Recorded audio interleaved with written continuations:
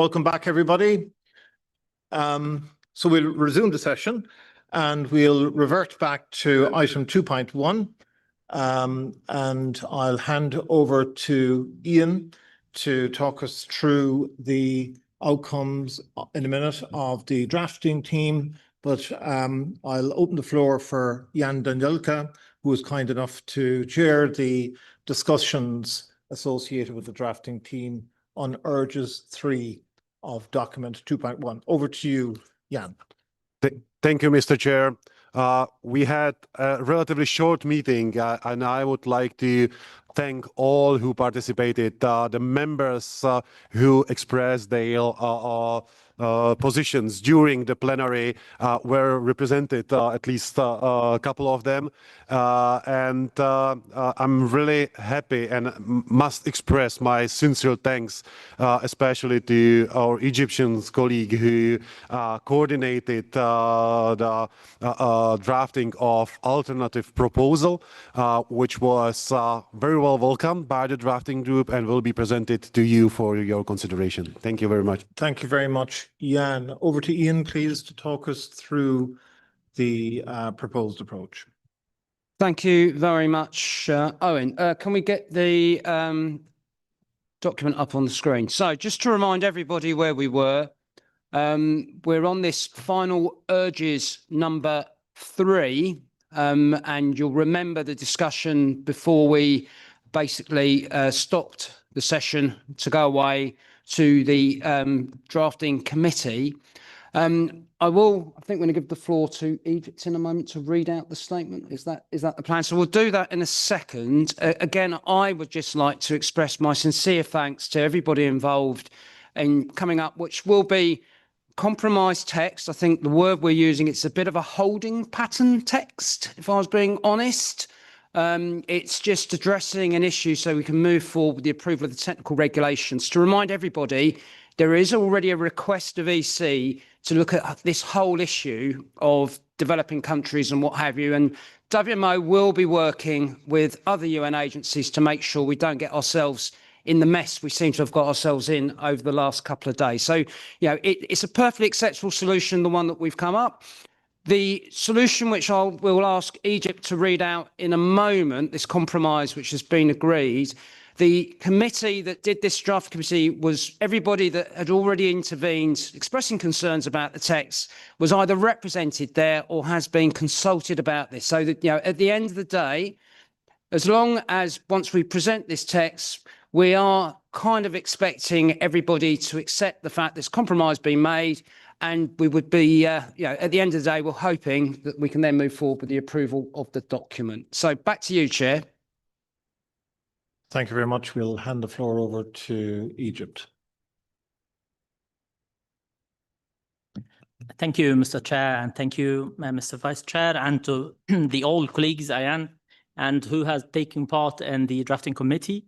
I'd like just to say that this outcome is the result of the discussion between the draft committees and other member states. It's to be presented before this August House for the endorsement, if to be accepted by everyone. And I'd like just to say, as an Egypt, we approached this with a very constructive approach to try to reach a compromise that safeguard the interest of this Congress. In this regard, I just may read now that the proposal as follows: to support the developmental needs of member states in further enhancing the delivery of their national early warning services, leaving no one behind. Yes. Members and further enhancing the. Yes, exactly, Mr. Chair. This is the one. I thank you. Thank you very much. Ian, you're seeking the floor. Yeah, thank you. Just one tiny little mistake. It's developmental. There's an AL on the end of that. Thank you. Really important to get this right. It'd be a disaster if we, at this late stage, made a mistake now. So let's get that right. So that was the conclusion of the drafting team. I'll throw it back to the chair to get this line approved, noting that this line has taken probably as long as the rest of the technical regulations to get approved today. So back to you, Mr. Chair. And again, my thanks, especially to my friends from Egypt. Thank you.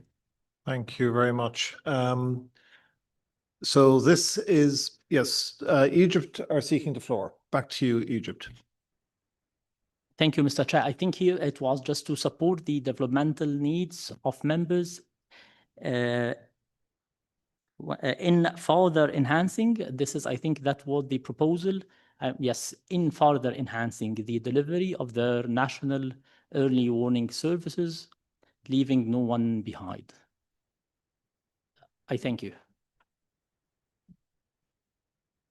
So is that text correct now? Okay, thank you very much. So this is the outcome of the drafting committee's deliberation, and it's as we understand, as Egypt has reminded us, that this is the work of constructive, collaborative collaboration. So we greatly appreciate the work that's been done, and it's not just work by Egypt. Of course, thank you for your leadership, but it represents a very broad church of opinion from Congress in relation to this particular item. Right then, the floor is open for any comments that people might have. Malawi, the floor is yours.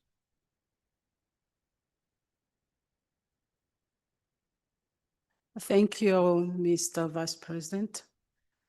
We've listened carefully on the debate surrounding the language of classification, and we deeply appreciate the tireless work undertaken by the members of the drafting committee to find the common ground. Let me state clearly that we do not wish to derail the progress made so far to restructure this resolution. But in the spirit of finding consensus and ensuring timely passage of this critical document, we agree with the proposal made, including the use of a broader terminology such as other members. However, while we yield on the wording for the sake of unity, we must formally and firmly register our deep concern regarding the exclusion of the term least developed countries in this resolution. The least developed nations are facing the most profound, unique, and disappropriate challenges on this global stage. We are struggling against the combined weight of extreme economic vulnerability and structural constraints, and also even the harshest impacts of climate change. So, Mr. Vice President, we agree with this broader term, of course, but would have loved at least to see the least developed countries really being highlighted on this resolution, considering all the challenges of these nations. Thank you, Mr. Chair. Thank you very much for articulating those sentiments and that perspective. That's a very important perspective to have within the Congress discussion. Thank you very much, Malawi. Anyone else seeking the floor? I don't think so. Egypt, did you wish to take the floor once more, or you might give the floor to Egypt, please? Thank you, Mr. Chair, and sorry for taking the floor several times. Before just endorsing this proposal, and at our national level, at Egypt, we would like just to mention this and to be on record that as Egypt, we can say that we can live with this proposal and accept this out of constructivity and just to seek a consensus in the room. And we do believe that multilateralism by the end is to accommodate every member state's interest in a way or another. And the success of achieving this is the core of multilateralism.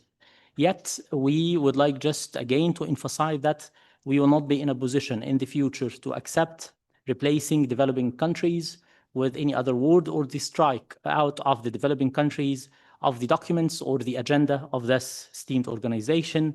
And we would like just to raise this flag for the coming meetings of this organization. I thank you, Mr. Chair. Thank you very much. And that's certainly consistent and aligned with the conversation that we had before we went to the drafting committee. So that's very important context, and that's an essential backdrop to comprehend the language that we have proposed here. So thank you very much for that intervention. Right then, unless anybody has an objection, I propose that I move to adopt this particular resolution. Has anybody any objection to Congress adopting this resolution in its current form?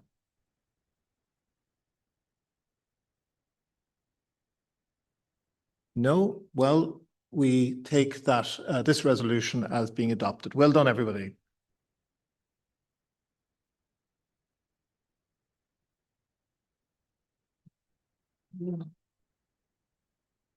We're not finished. And I would like to thank everybody for their hugely constructive, collaborative, community-based approach in resolving this really difficult discussion. That's hugely appreciated.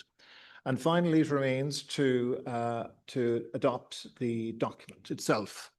So I propose that the whole document in its entirety, document 2.1, is adopted by Congress.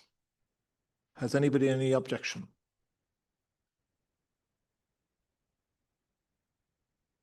The document is adopted. Well done, everybody.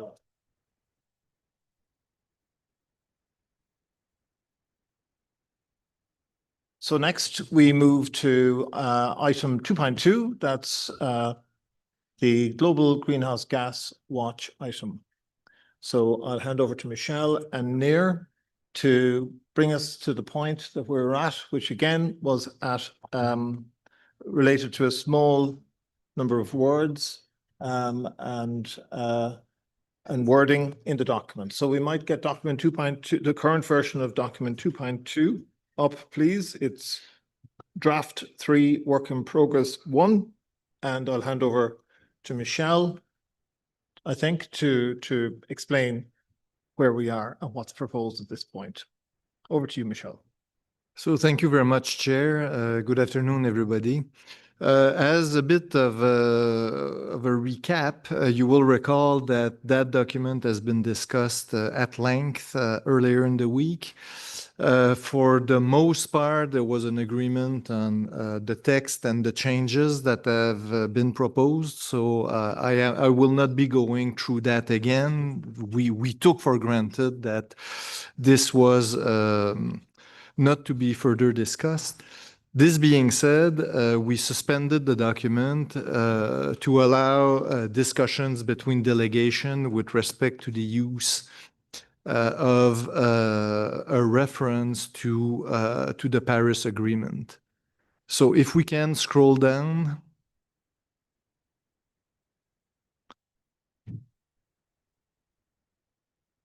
To the actual text. Yeah, so just scroll a little bit further so that we, no, just go back up. Yeah, good, thank you. So delegations have worked into coming up with text that seems to make consensus. So with this, I will give the floor to the United States to introduce the outcome of those discussions. So United States, please. Thank you. Yes, so the proposed edit reflects an additional recalling of the Paris Agreement while also acknowledging that not all members are party to that agreement. So we want to thank our kind delegation from France for the constructive collaboration and compromise. We really appreciate the efforts on behalf of them, as well as them representing a number of stakeholders. So thank you again in the spirit of compromise, and we can accept this text.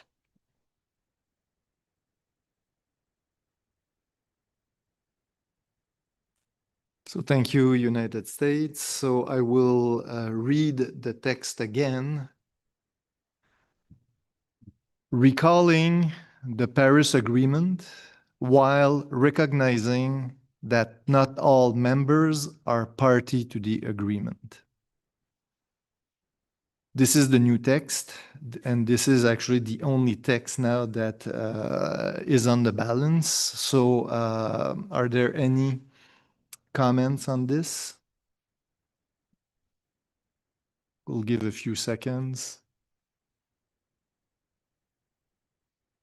France, please. Merci, Monsieur le Président. Merci à la délégation américaine des États-Unis. Mais je voudrais aussi remercier l'ensemble des autres pays qui nous ont soutenus dans ces discussions parce que la France n'était pas toute. Je tiens à préciser que la France n'était pas toute seule à porter ces arguments. Donc, merci à l'esprit de collaboration manifesté par la délégation des États-Unis. Et effectivement, nous sommes particulièrement heureux qu'en cette année d'anniversaire, cette année, c'est le 10e anniversaire de l'accord de Paris et nous le célébrons en particulier à Genève. Donc, nous sommes heureux qu'il soit mentionné ici et j'en profite pour préciser que justement à Genève, nous avons 10 événements pour célébrer les 10 ans.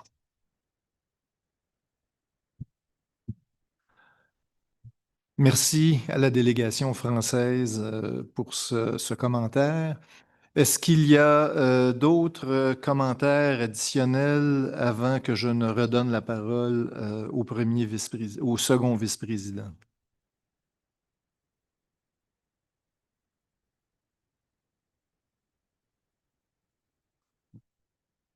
Donc, ça ne semble pas être le cas. Donc, Monsieur le second vice-président, je vous rends la parole. Thank you very much, Michelle. So before I move to propose to adopt this resolution and then adopt the document, I would like to express my complete admiration for the really hard work that has been done by all delegations who've managed to put together and craft the language that is in front of us. So well done to the United States and well done to France and all the other delegates who have advocated the balanced statement that we have in front of us. What you've done is really appreciated. And as we face the next 75 years of this organization, this gives us faith in the future. Thank you very much. Right then, I propose that we adopt this resolution. Has anybody any objection to my proposal?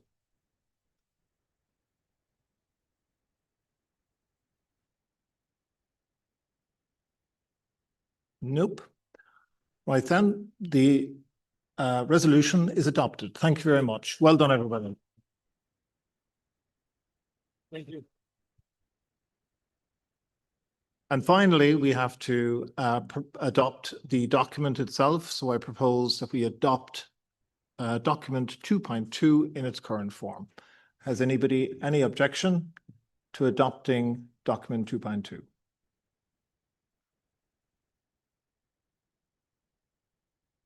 No one? Okay, right then, the document is also adopted. Well done.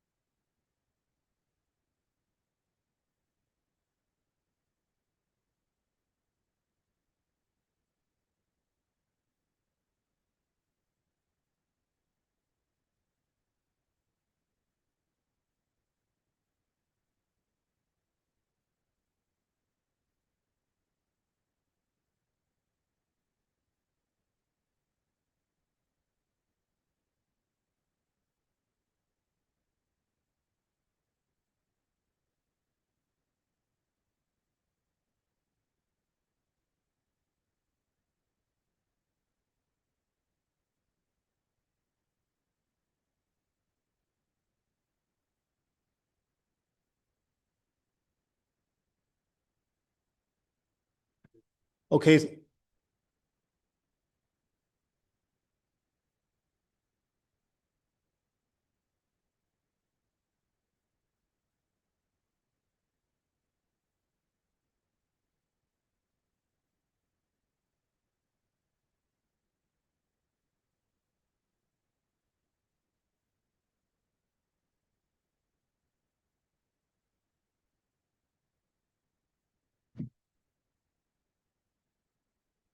Okay, folks, welcome back.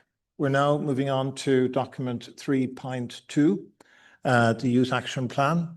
And as you might recall, we had established another drafting team to address the various different views and perspectives from Congress. So I'll hand over to Albert, who kindly agreed to chair the drafting team. So over to you, Albert, to report on the outcome of the drafting committee for this particular document. Over to you. Thank you, Chair, and good afternoon to all the participant delegates. As called for by the Chair, a drafting committee on document 3.2 WMOU Action Plan met on last Wednesday, yesterday at lunchtime, under the chairmanship of Curaçao and St. Martin, supported by the Secretariat. It brought together delegates from different areas around the world: United Kingdom, Denmark, Czech Republic, Curaçao and St. Martin, France, Hong Kong, China, Mexico, Japan, New Zealand, Russia Federation, Senegal, Singapore, and United States of America. Following a very fruitful discussion, not only in the drafting committee, but also sub-committees, the Secretariat was actually helpful in this, and the Secretary was requested to make the resulting version on the document available as a third draft and publish it on the Congress mini site. We would like to thank all the delegates that have put their energy, but also their passion participating in this committee very actively. And a special thanks go to the Secretariat, especially in particular, the Secretariat Youth Officer, Theo Wellington. So with this document, we hope we will be able to further elaborate and further enrich this document. I thank you so much. Back to you, Mr. Chair. Thank you very much, Albert, for that report. So now I hand over to Theo to talk us through the suggested approach in relation to the edits associated with this document. Over to you, Theo. Thank you, Mr. I will be quickly going through document 3.2, the Youth Action Plan. Yesterday, there were some concerns about the wordings in our resolution. We have worked closely with you, our members, during our drafting committee, and I'm pleased to share that we've reached a consensus, and I would like to quickly take you through those revisions, starting with the annex and then going into the resolution. So on page 5, we have added on the 5th line, and young staff to ensure diverse scientific inputs. We have also scratched out a sentence, WMO, and we've kept it as this. WMO is committed to ensuring that no one is left behind with a period. That was a feedback from the United States. We have also said the Youth Action Plan promotes participation and have removed inclusive. Now we would like to go to page 7, the theory of change. On the top, on the top of the triangle, please.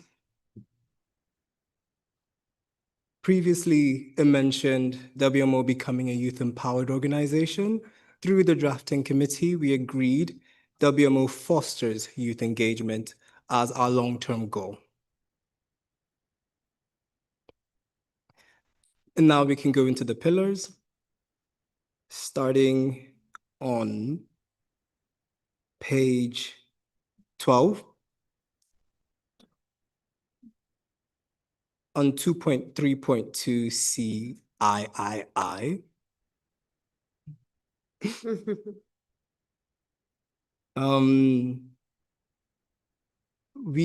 During the drafting committee, we agreed encourage innovation and research engagement from young professionals through research opportunities, project funding and recognition, including the Young Scientist Award and other WMO awards. And then going into human resources on page 13.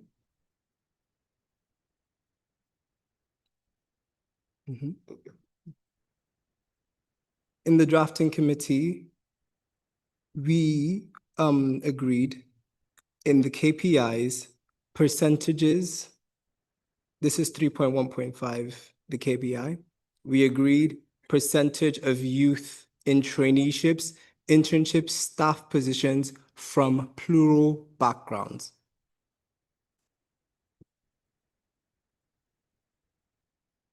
And then I think those were the changes made in the annex. Yeah. Is that everything? Yes. Thank you very much. The floor is open for any comments, observations, etc., that you might have in relation to the suggested way forward by the drafting committee of all interested stakeholders from the Congress in relation to this document. The floor is open.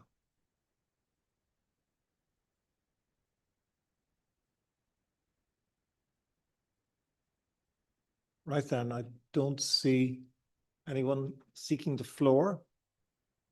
That's good. That usually means the drafting committee have done a comprehensive job. Thank you very much. Right then, it only remains for me to propose that we adopt the annex first in this particular document. Has anybody any objection to Congress adopting the annex in document 3.2? I don't see anybody seeking the floor or objecting. So thank you very much, everybody. The annex has been adopted.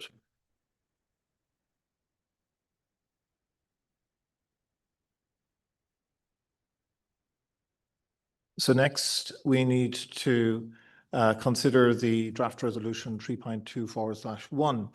So I propose to Congress that we adopt draft resolution 3.2/1. Has anybody any objection to that proposal? Japan, the floor is yours. Thank you, Mr. Chair. First of all, we'd like to express our appreciation to the drafting committee's outstanding efforts and Japan support the proposal text. But I'm sorry to ask the floor to propose a minor amendment on the request paragraph at the last minute. I would like to propose the request Executive Council to oversee the implementation of the Youth Action Plan instead of support. I think it will be more appropriate considering the role and responsibility of the Executive Council. Thank you, Chair.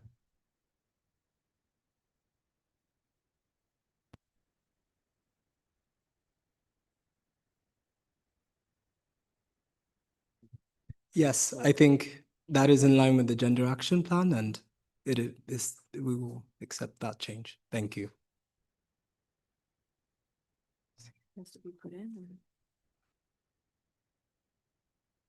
Thank you very much.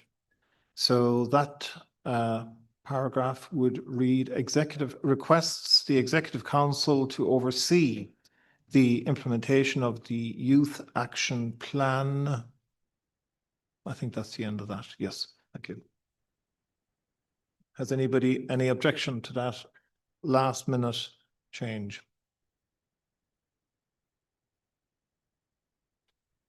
I don't see anybody seeking the floor. Right then, has anybody any objection to Congress adopting this resolution? I don't see anybody seeking the floor or objecting. So the resolution is adopted. Well done, and thanks very much.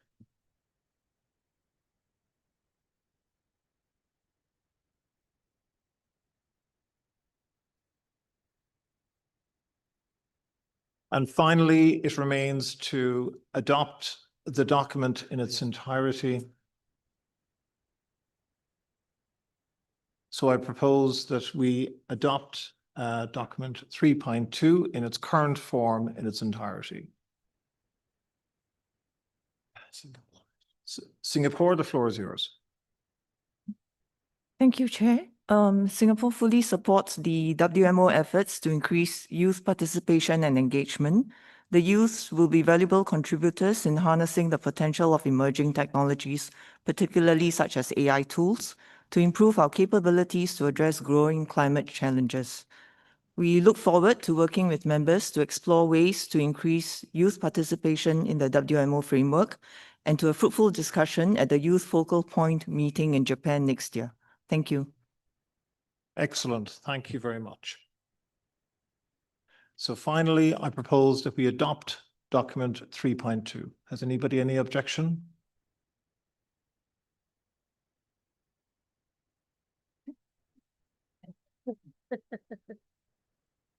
The floor is yours. Who's that? No, it's not the United States. No. It's behind here. Okay, I'd like to start. Sorry, Chair. Sorry, Chair. We are not. We don't have any objection. We just want to recognize the amount of work and the effort that has gone into this. We appreciate the effort. For instance, I can say categorically here that if I have not been given the privilege as a youth, I won't be here today. I've been involved in the work of the WMO for the past 10 years. That have been coming here, starting with the Executive Council and the working groups also. I've been supporting my peer on the working group of strategic planning as far back as 2015. So it's a great way forward, and we recognize that, and we want to say well done to everybody, and also to my brother there too. Well done. Thank you so much, and the team.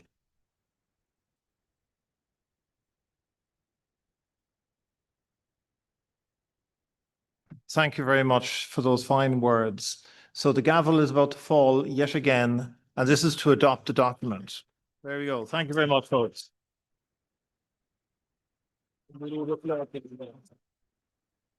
And we give the floor to the United States who wish to make an EOP. Over to you, United States. Thank you, Chair.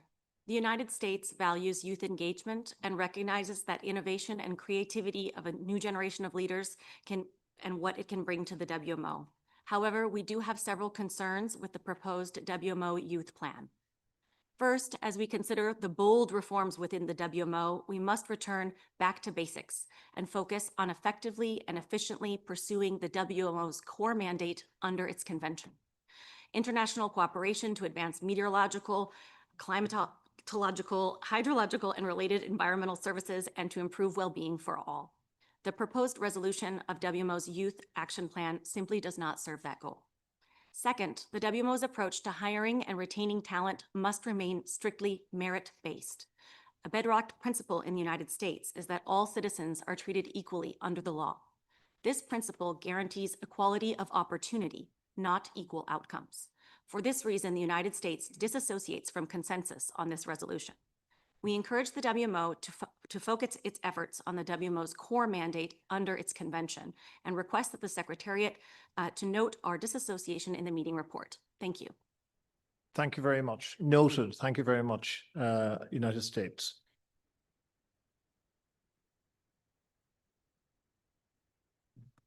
Mexico seeking the floor. The floor is yours, Mexico. Buenas tardes a todos ustedes. Gracias, señor presidente. Gracias también a la secretaria general Celeste Saulo. Y gracias también, felicidades por la conducción de este proceso. Hago uso de la palabra a nombre de Colombia, Chile, Ecuador, Guatemala, Honduras, Perú, República Dominicana, Uruguay, mi país, México. Los países mencionados, reconociendo la importancia técnica y científica del Congreso Meteorológico Extraordinario de la Organización Meteorológica Mundial, expresamos nuestra preocupación por el giro que han tomado algunas deliberaciones en curso, particularmente en torno al uso de conceptos fundamentales como países en desarrollo, equidad, igualdad de género y diversidad.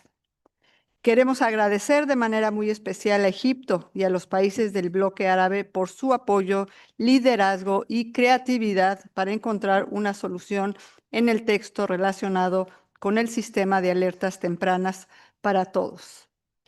Deseamos dejar constancia de que a pesar del desacuerdo expresado por parte de algunos Estados miembros presentes en la sala, la eliminación de una referencia explícita a los países en desarrollo en la decisión sobre el sistema de alertas tempranas, así como la adoptada ayer sobre el sistema integrado de procesos y predicción de la OMM, no deben considerarse precedentes ni en este foro ni en otros espacios multilaterales. Reafirmamos que la inclusión explícita de los países en desarrollo es esencial para garantizar la legitimidad, equidad y efectividad de las acciones y políticas de la OMM, en línea con los principios de cooperación técnica, transferencia de conocimiento y fortalecimiento de capacidades. Asimismo, reafirmamos que principios tales como la equidad, la igualdad de género y la diversidad son pilares universales del sistema de Naciones Unidas y constituyen elementos indispensables para el fortalecimiento del multilateralismo. Estaremos muy atentos al desarrollo de estos temas en el marco del Consejo Ejecutivo y reiteramos nuestra disposición a seguir trabajando de manera constructiva y cooperativa con todos los Estados miembros y con la Secretaría de la OMM, con miras a alcanzar acuerdos equilibrados, inclusivos, coherentes e implementables en consonancia con los principios de las Naciones Unidas. Muchas gracias, señor presidente.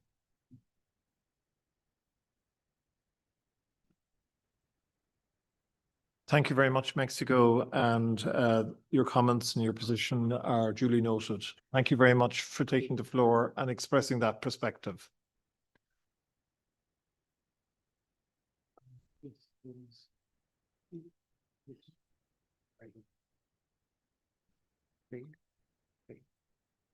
Is Spain seeking the floor? No, it's.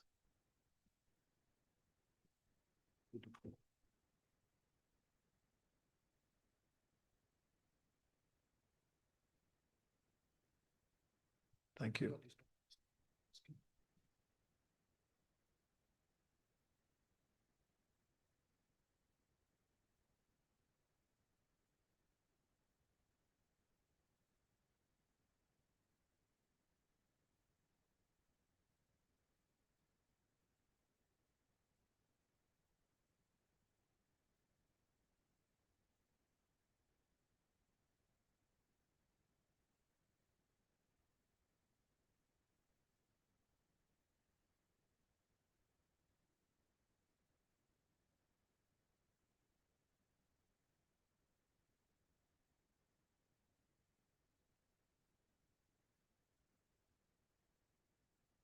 Over to Stefano, who's going to make an announcement.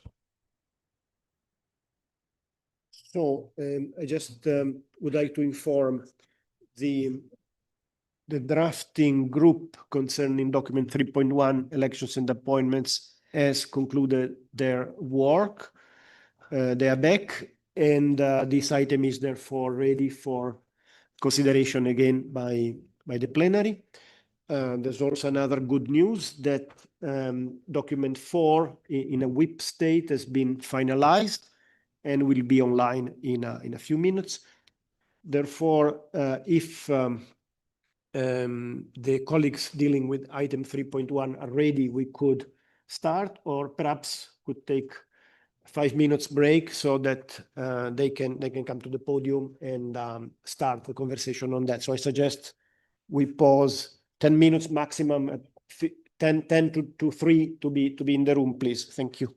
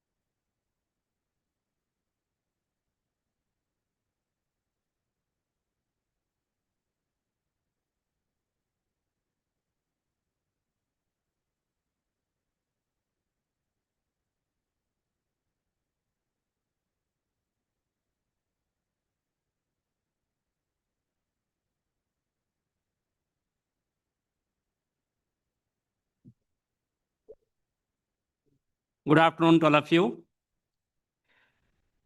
So we are back for the discussion on the procedures for elections and appointments. During the lunch, there was a meeting of the drafting committee.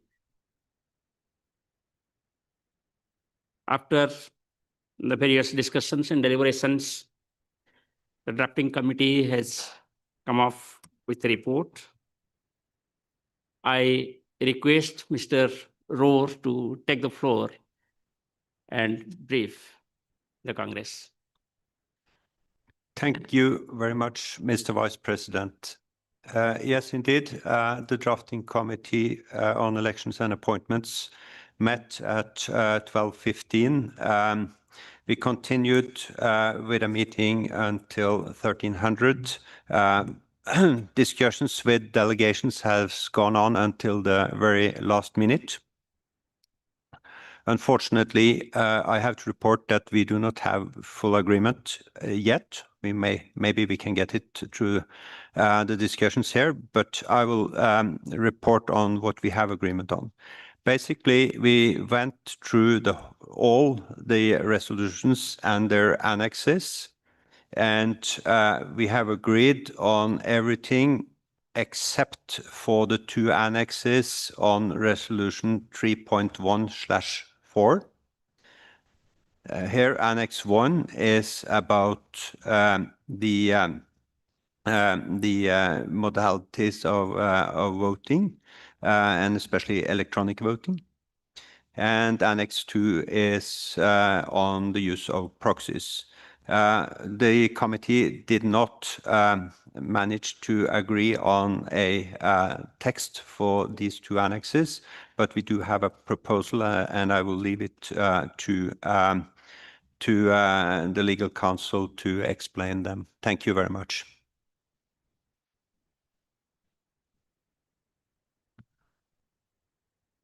I request Mr. Daniel to respond, please.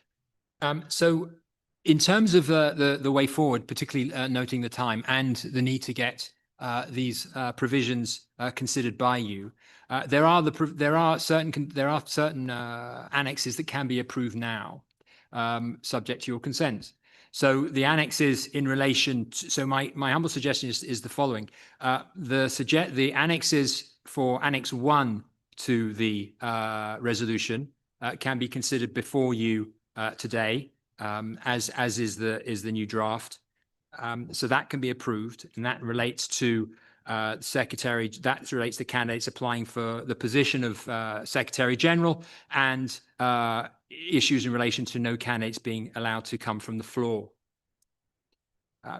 In addition, Annex 2 can also be approved by you. There appears to be consensus, but again, we can wait the final outcome when you make that decision. That can also be approved, and that in relation to enhanced dialogue. Annex 3 can also be approved, again, subject to your consent, again, in relation to the enhanced dialogue. Annex 4, it can also be approved, and this is where you'll need to consider, but removing the electronic vote there, but that could be approved. Annex 5, which is the duties of the Secretary General, that can also be approved, as well as Article 4, that can also be approved. And then we turn to Annex 6, which is for staff members competing for the position of Secretary General. That too can be approved. The codes of conduct for both staff, which are contained in Annex 7, can also be approved if you so wish, as well as Annex 8, which is the contract to the Secretary General. The code of conduct for officers of the organization can also be approved subject to your consent, as well as the draft resolution on the procedures for governing the appointment of the Deputy Secretary General and Assistant Secretary General. In addition, the annex to the draft resolution on the procedures governing the Executive Council can also be approved, bearing in mind the removal of electronic voting. I'll explain that in a minute, but just bear in mind if the removal of electronic voting, that can also be approved.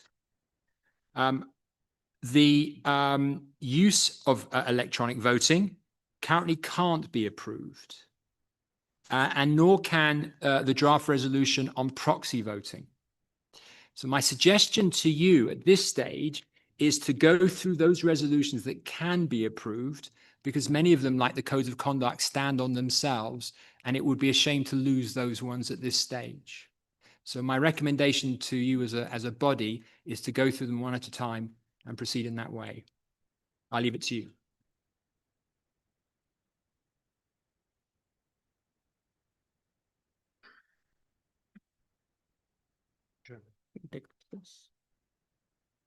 Yeah, may I request the amendment, please? Thank you very much, Mr. Vice President. Yes, please, can we proceed exactly as just proposed, especially in view of all the work that has gone into everything that's just been listed, and then move on to discuss the few remaining places where we don't have a clear consensus yet. Thank you. Thank you. Anyone else? Anyone? Any other comments? You want to speak? No. I think there is no other comments. Then we can proceed. The next one. Yeah. So thank you very much. I just want to mention here that the purpose of this document is to strengthen governance, enhance procedural clarity, and align the election and appointment processes with best practices and organizational needs. So with this, as it has been presented by Mr. Daniel, we can proceed for the adoption of various annexes. Before that, I want to express thanks and gratitude to each of you for your cooperations and contributions, and especially Mr. Rohr and the team for the drafting committee. And we have come up with the current status of the document. Let us start with draft resolution 3.1/1 on the procedures governing the appointment processes of the Secretary General, which has 9 annexes to consider and adopt. Annex 1. So this is displayed, please. Annex 1. Yeah. So this proposed amendments concern the eligibility requirements for persons competing for positions of Secretary General. Can we adopt? Any comments or suggestions?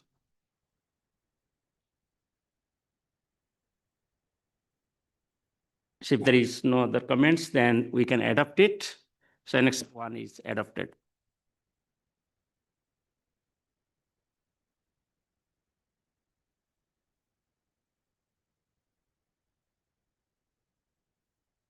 We can now move to Annex 2.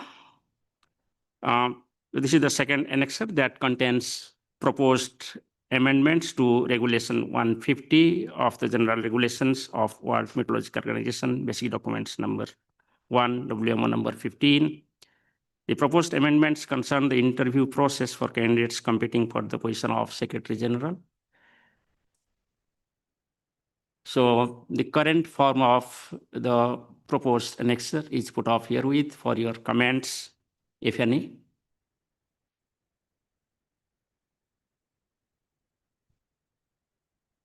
I don't find any hands raised, so there is no comment. Can we adopt Annexure 2 to draft resolution 3.1/1? Yeah. So Annexure 2 is adopted.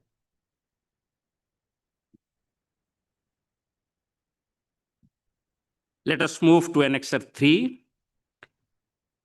It is entitled Rules of Procedure for Enhanced Dialogues with Candidates for the position of Secretary General. The proposed amendments concern the interview process for candidates competing for the position of Secretary General. Do you have any comments? on Annex 3. So can we adopt Annex 3? New Zealand. Yeah, New Zealand, please. Sorry, thank you, Mr. Vice President. Sorry, just for clarity, maybe just if I could ask for the whole annex to be shown on screen just before we adopt it, just so we're clear that the screen version is what I'm also seeing online. Sorry, I don't need to see it in small font. It's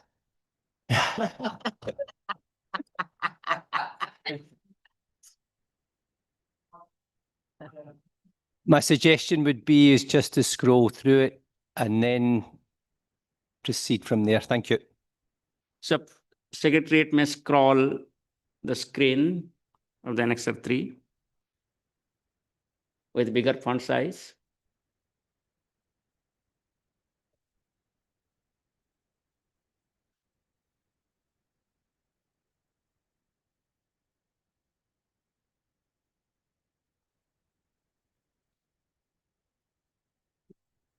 Please, okay. Any comments?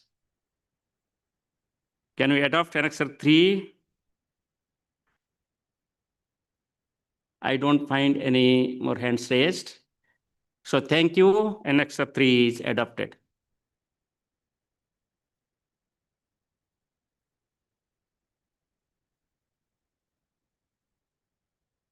Now let us move to Annex 4. This annex contains proposed amendments to Regulation 151 of the General Regulations of the World Meteorological Organization, Basic Document number 1, WMO number 15. These proposed amendments aim at enforcing a two-thirds majority for the elections and appointment of Secretary General. Any comments?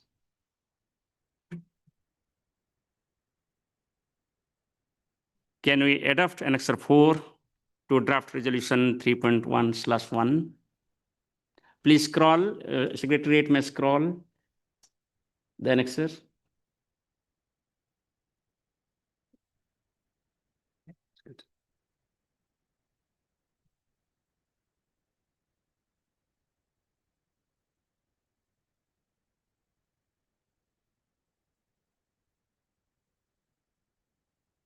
Once more, you can come from the beginning and then, yeah. Please scroll it slowly, yeah.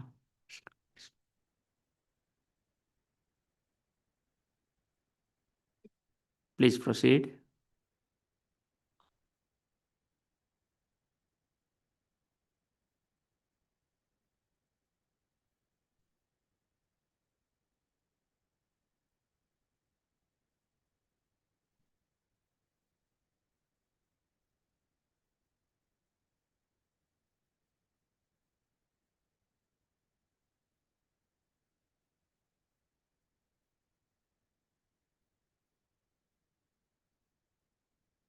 It seems there is no further comment.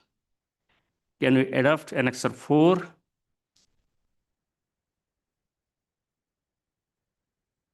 Thank you. Annex 4 is adopted.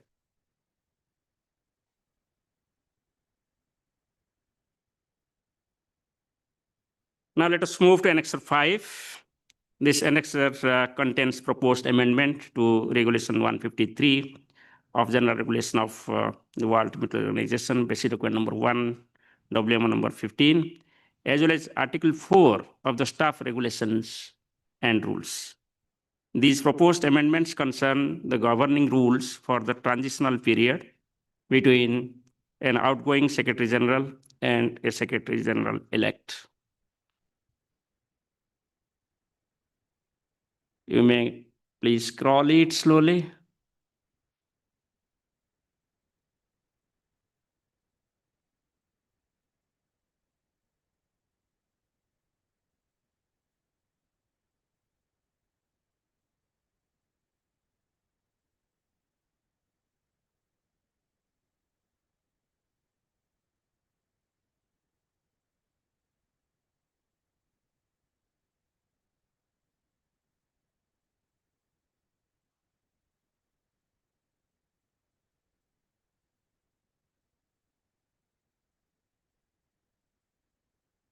Any comments?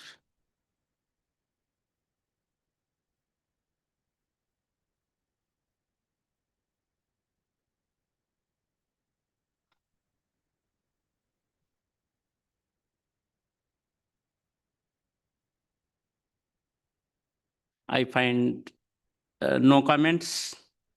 So can we adopt Annex 5 to draft resolution 3.1/1? Thank you. Annex 5 is adopted.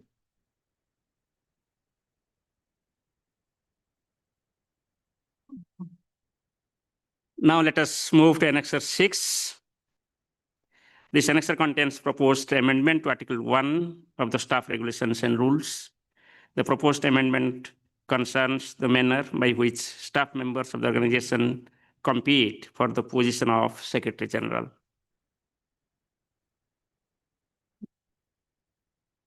Yeah, annexure, please. It may be scrolled.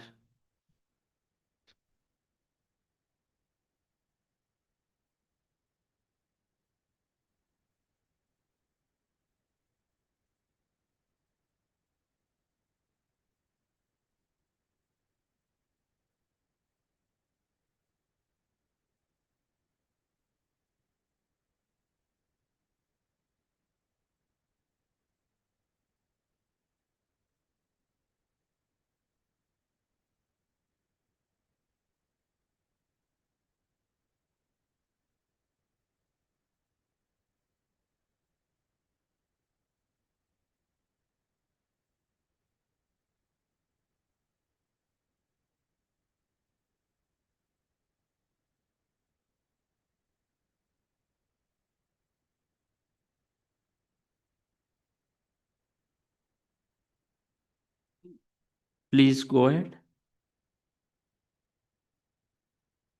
Yeah, that is Annexure 6. So any comments? Can we adopt Annexure 6 to draft resolution 3.1/1? I don't find any more comments. So thank you very much. Annexure 6 is adopted.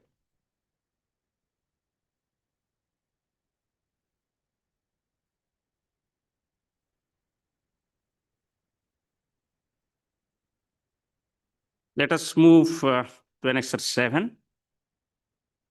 This annexure also concerns provisions that govern the manner by which staff members of the organization compete for the position of Secretary General. Annexure 7 is entitled Standards of Conduct for Staff Members Competing for Elected Positions within WMO.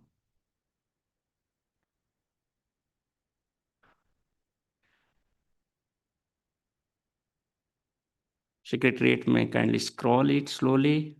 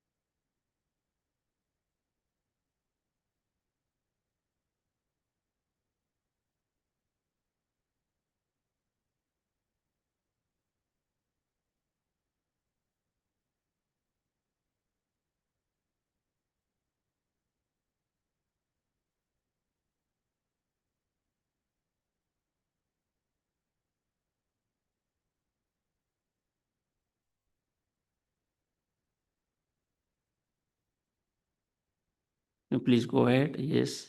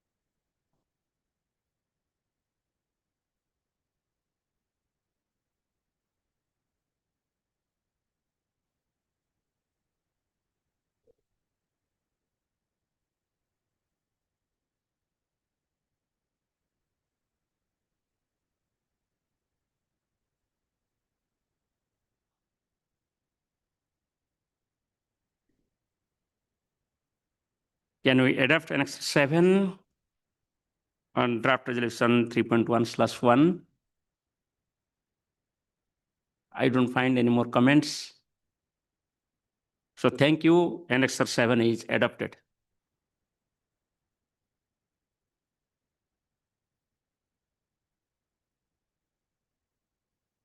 Now let us move to Annex 8.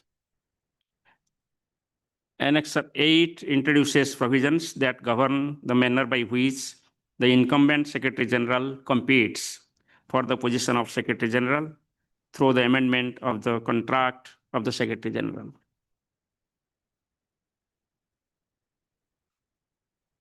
I request Secretariat to scroll the document, please. Yeah.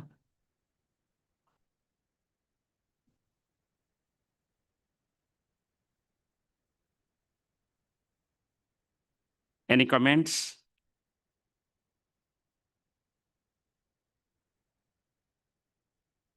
So can we adopt Annex 8 to the draft resolution 3.1/1?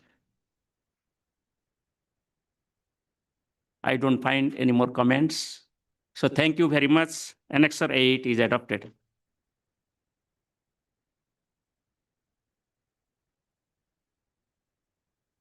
Now let us move to our last annexure, that is Annexure 9.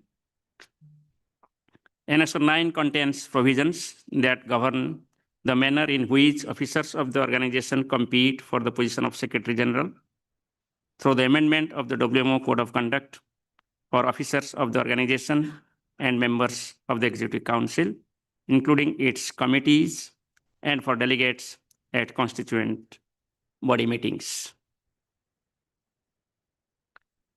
Yeah.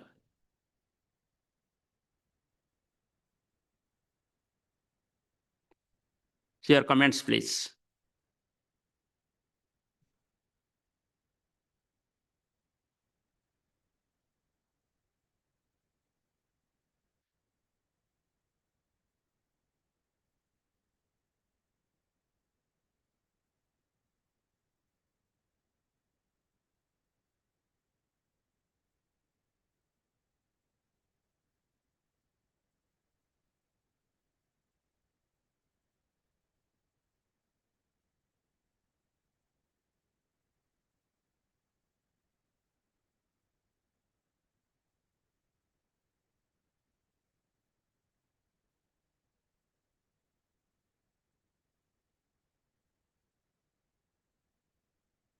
Any comments?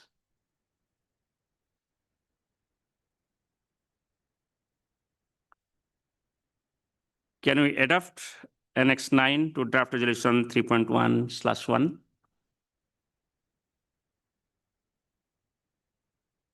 So I don't find any more comments. So can we adopt now Annex 9? So thank you. Adopter 9, that is, Annex 9 is adopted.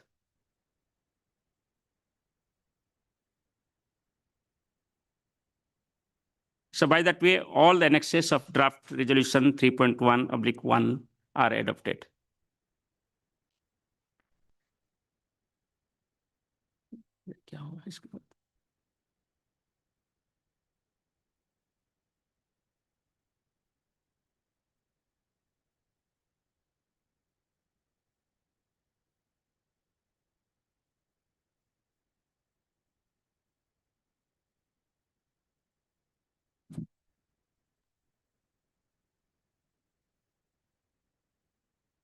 So thank you very much. Now we'll move to draft resolution 3.1/2 with one annexer.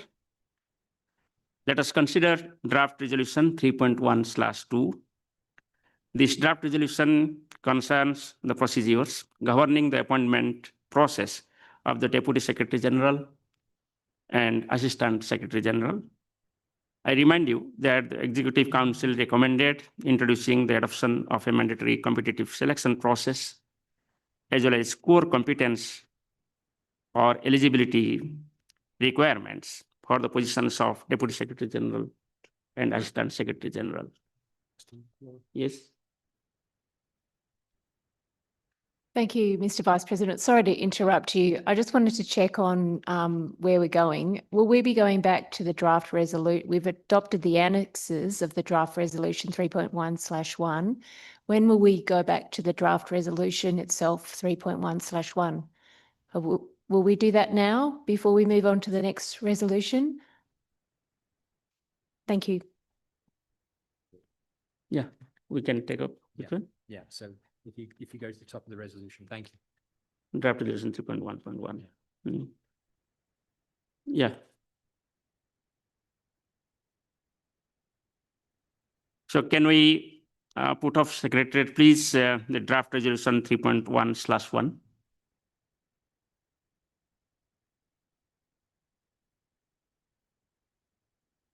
Let us consider finally draft resolution 3.1/1.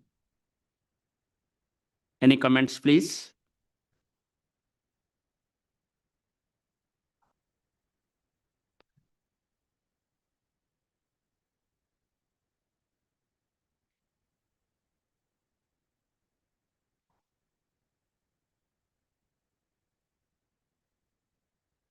I don't find any comments. Can we adopt the resolution? So thank you. Draft resolution 3.1/1 is adopted.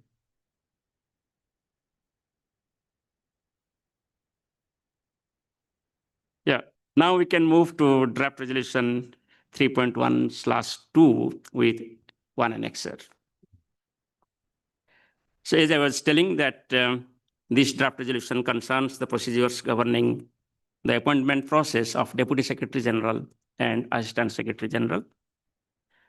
I want to remind you that Executive Council recommended introducing the adoption of a mandatory competitive selection process, as well as core competence or eligibility requirements for the positions of Deputy Secretary General and Assistant Secretary General. Draft Resolution 3.1/2 has one annexer, which contains the proposed amendment to Regulation 4.2 of the staff regulations and rules of World Meteorological Organization. Yeah, any comments to this annexer?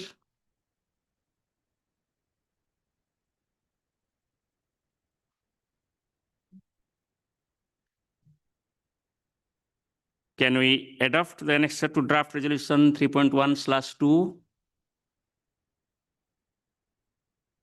I find no comments. So thank you very much. The annexer is adopted. Draft resolution 3.1/2 is adopted.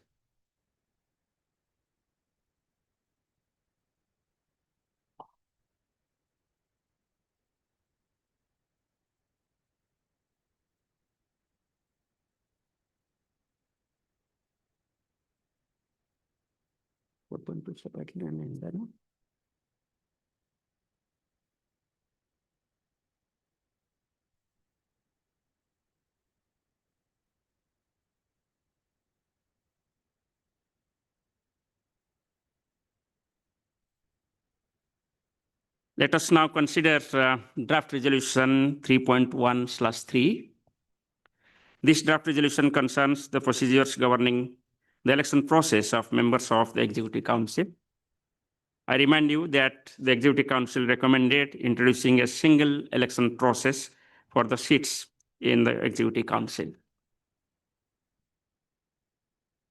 Draft Resolution 3.1/3 has one annexer, which contains the proposed amendments to General Regulations 68, 69, 70, and 71 of the General Regulations of the World Meteorological Organization. Yeah. So any comments to this annexer?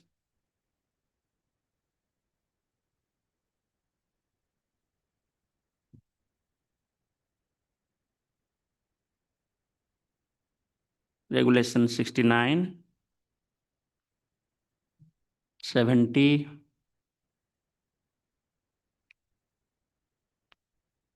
71. Any comments? Can we adopt the annexure to draft resolution 3.1/3? So I don't find any comments. So thank you very much. The annex is adopted.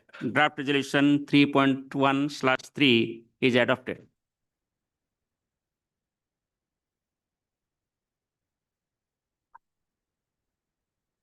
The other two are not, there's no consensus for the other two. For 3.14, for the proxy voting, there is no consensus. Australia. Yeah. Australia, please.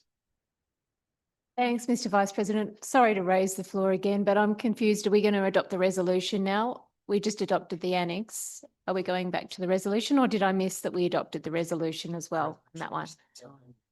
They were the same time. We did it at the same We time. did the same Okay, time. thank you.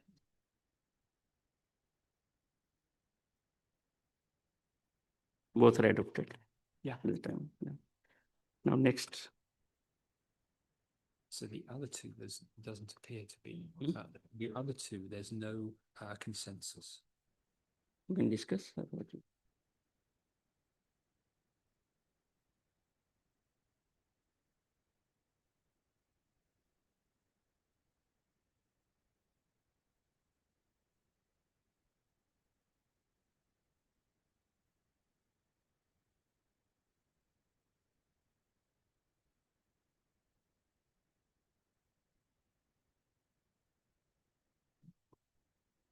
So thank you. Now we have to proceed for draft resolution 3.1/4 and 3.1/5. So there has been a lot of discussions and deliberations. This is about proxy voting and electronic voting.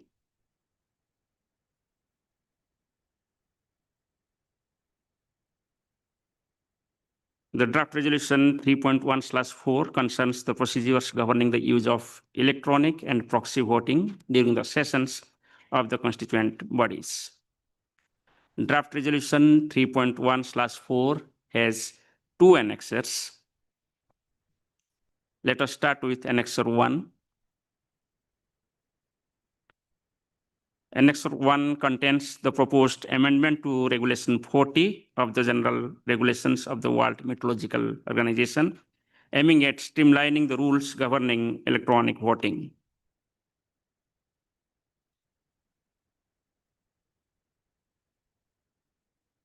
Any comments to Annexure 1?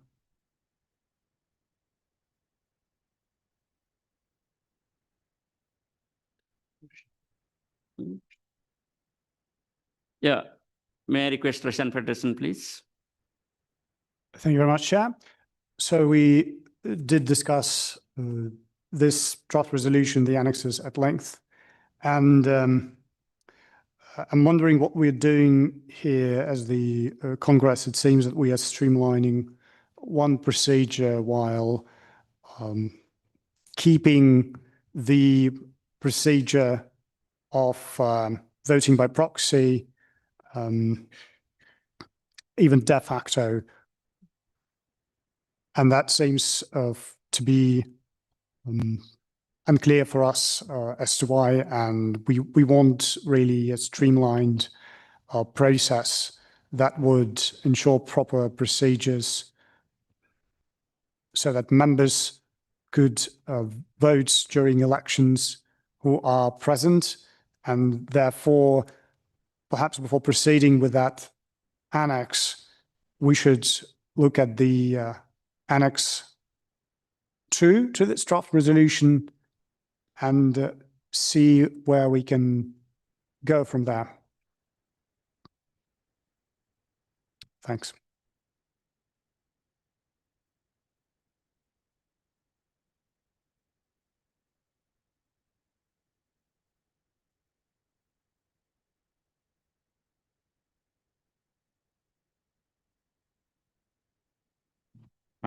Annexure 2, let us move to Annexure 2 of draft resolution 3.1/4. Annexure 2 contains the proposed amendment to Regulation 64 of the General Regulations of World Meteorological Organization, introducing rules governing proxy voting.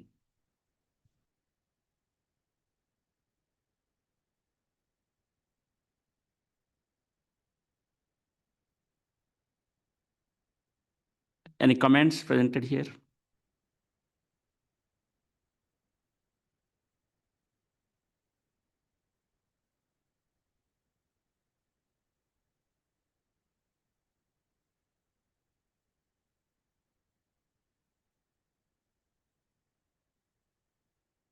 Germany. Yeah. United Kingdom. Okay. I request UK, please. Thank you, Mr. Vice President. The UK has no particularly strong views on this, but I think when this came to plenary, there were many nations who were uncomfortable with the complete removal of proxy voting. I understood the paragraph B, which has been deleted, to significantly restrict the ways in which proxy voting would be allowed, so that only members could only have one proxy and they couldn't have a proxy if they were candidates in the election. But I'm not convinced we have consensus around the current text in point A, which suggests the complete removal of proxy voting. So I just would like to be clear that we appear to be about to approve something that had very strong opposition from other members before. Thank you. Thank you. May I request Germany, please?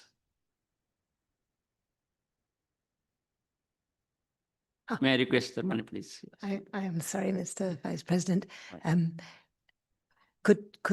would be very grateful if the chair of the drafting team would report on the discussions in the drafting team where we also did not have consensus on this text. Thank you.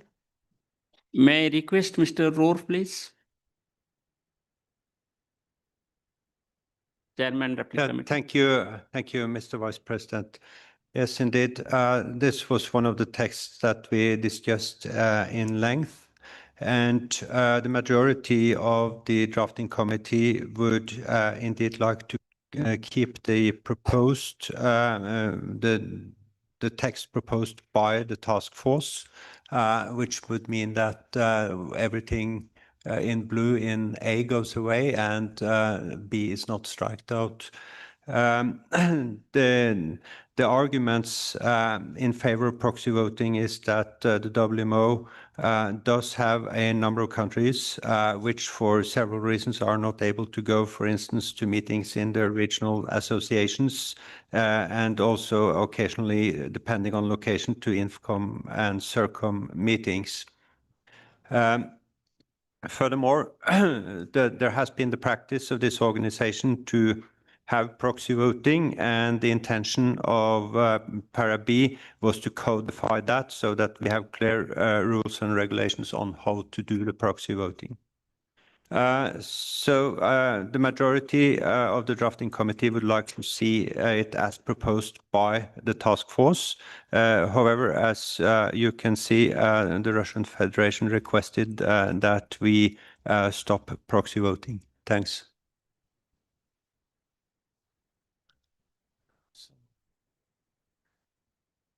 Respond. Whether you want to respond, Germany?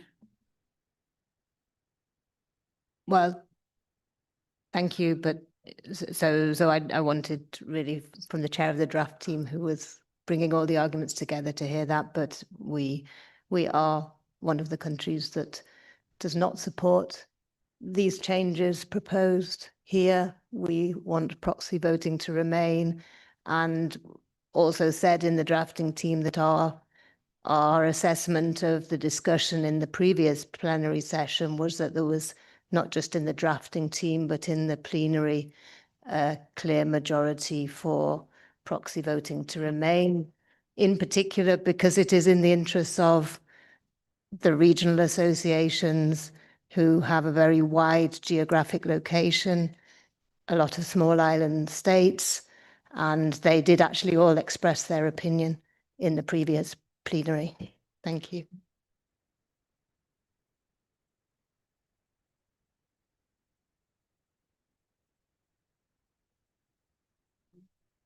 May I request Samoa, please? Thank you, Mr. Vice President. We share some of the sentiments that have been expressed by Germany as well as the chair of the drafting committee. For example, we are strongly in favor of the codification of proxy voting, as we do believe it can ensure a more transparent process in an existing practice. Unfortunately, we thank the Russian Federation for proposals, but unfortunately, it does create an additional barrier to small states with limited resources and even fewer representation abroad to have our vote count towards major decisions that impacts ourselves. So we're unable to proceed with the Russian Federation proposals. Thank you. Thank you. May I request Finland, please? Thank you, Mr. President. I think that what I was supposed to say has already been said by my colleagues from Samoa, Germany, and Norway, and as a former member of the Secretariat, I recall that it was very difficult to sometimes reach the quorum once we didn't have this proxy option. So I think it's also needed for the good functioning of our constituent bodies, and therefore I think that we should not follow this Russian proposal here. Thank you.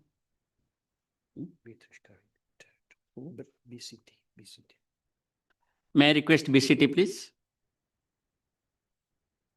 Thank you, Chair, for giving me the floor again. The BCT would like to reiterate the position that we had articulated during the earlier plenary, that we would not like to see the removal of the text as stated on the, as provided by the task force. We are definitely, as island states, not able to attend certain meetings, have taken advantage of the formal proxy process in the past, and we would like to see that capability continued. Thank you.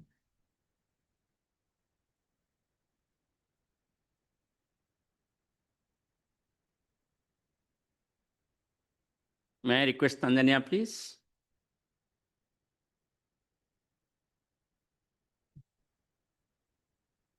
Yeah. Thank you very much, Chair. Would like to suggest that we've made significant progress, and hopefully we can be able to finish this successfully. I would like to suggest that you constitute a small hurdle to deal with these two paragraphs to ensure that we reach consensus on this. Thank you.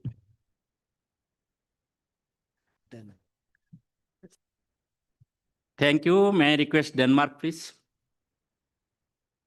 Thank you, Chair.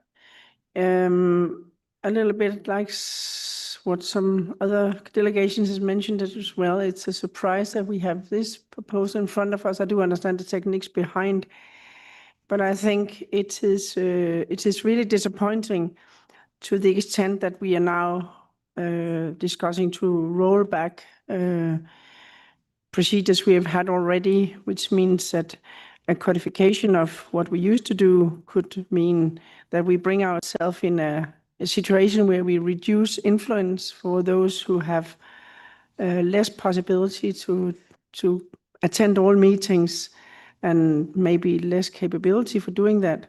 And I think it's disappointing because it is contrary to what we were asked yesterday by the Secretary General of UN, not to leave anyone behind. So I think this is really disappointing, and I'm following the point of view of the German delegation and the chair of the drafting committee. Thank you. Thank you. May I request Cameroon, please? Merci, Monsieur le Président.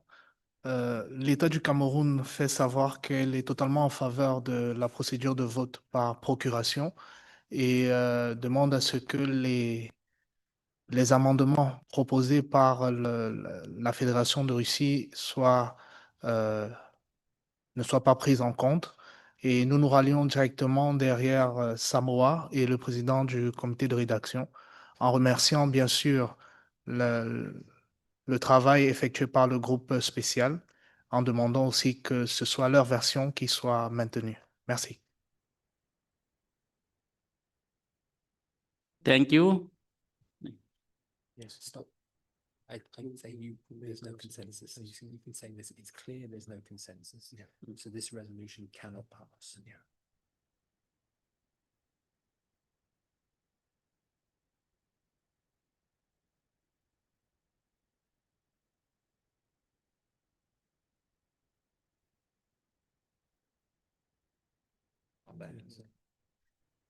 So from the comments and Go on, you speak.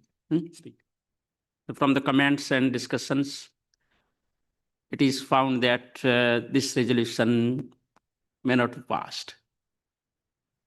So we can move to the next resolution, please. Which is Annex 1. So now next. Annex 1. So no. That is Annex 1 to Draft Resolution 3.1/4. General Regulations of the World Meteorological Organization, Regulation 40.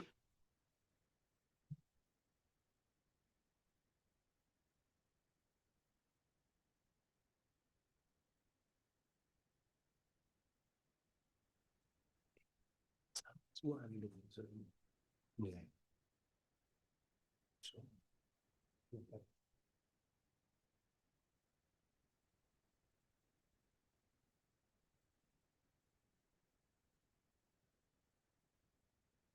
Any comments, please? And Pakistan. May I request Pakistan, please?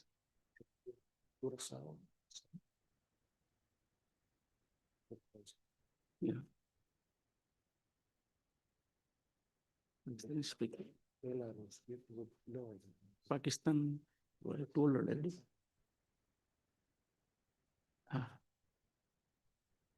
You can press the button. Okay. National Federation first. First, which one? National Federation. Can you hear me?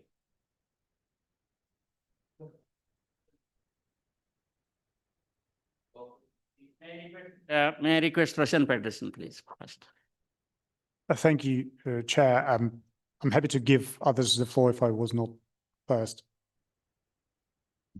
But if you'd like me to speak, I can speak. Of course. Yeah, it's if you can, then Pakistan can go ahead, and after that you can speak. Yeah. Yeah, Pakistan, please.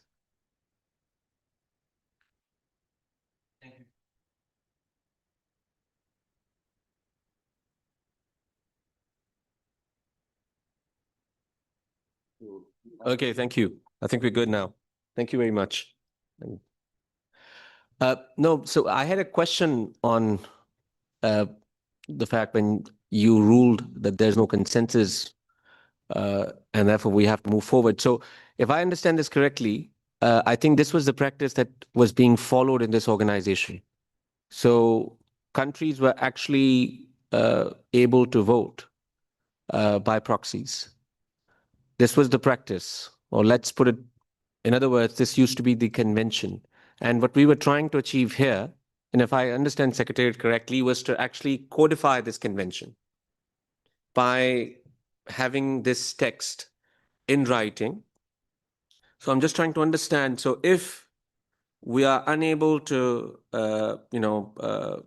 develop consensus on this particular text, what happens now? Do we go back to the default position, which was that countries would continue to vote by proxies?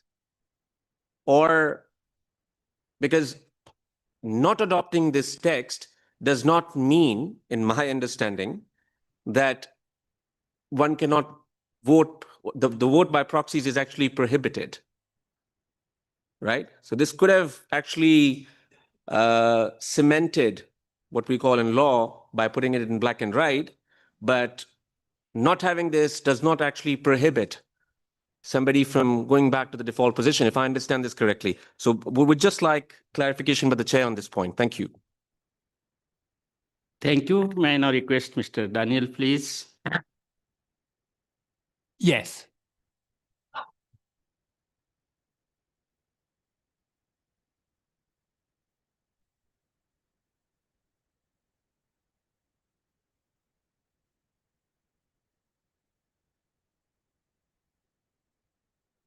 Anyone else? New Zealand.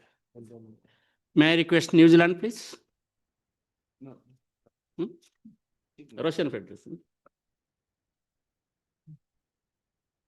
Thank you, Chair. Yeah. Yeah, colleague thank you, from please. Pakistan raised a very important point, and I think that's exactly the problem. To be clear, proxy voting has no legal grounds at the WMO. It is not enshrined in WMO governing documents. Also, attending meetings and electing officials is not the same, and elections do not happen at each and every meeting. So we believe that it could be done in person whenever required. Now, the proposal by the task force was to actually codify voting by proxy, and that's not the view of our delegation. We believe that the WMO should stick to common procedures, especially bearing in mind complexities related to elections. So, therefore, we proposed the specific changes to take care of this very issue. And if we take a look at the two annexes, it seems that we're trying to take care of one issue while exactly leaving the second issue unaddressed. So we are questioning this procedure with regard to the proxy voting as it's been practically done before in the WMO. And actually, I mean, those elections and their outcomes that use that procedure could also be questioned from the technical point of view, because it's a good question why that was allowed in the first place if it's not enshrined in the WMO documents and thus is not recognized as a procedure formally. So that's exactly the place we're in at the moment. So at this stage, I do not see how we could adopt this resolution and the annexes. Thank you.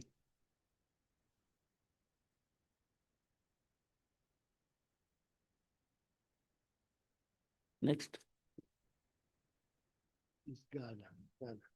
May I request Ghana, please?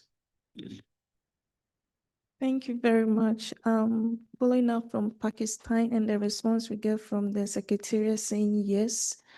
And I think most of the countries are also saying we should accept what has been proposed by the task force. And if we are not accepting this and we go all the way to accept other things, what happens to this document?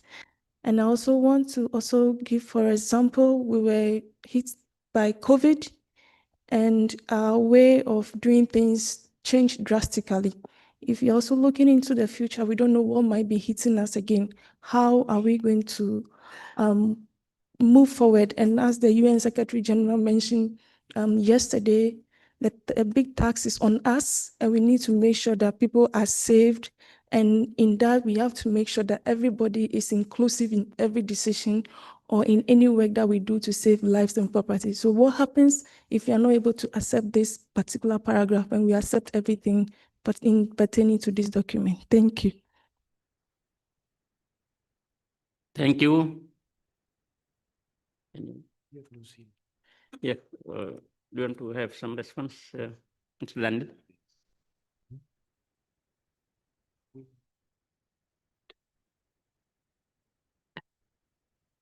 So as it currently stands, the practice within the Organization for Proxy Voting will continue, even though it's not codified. That's it.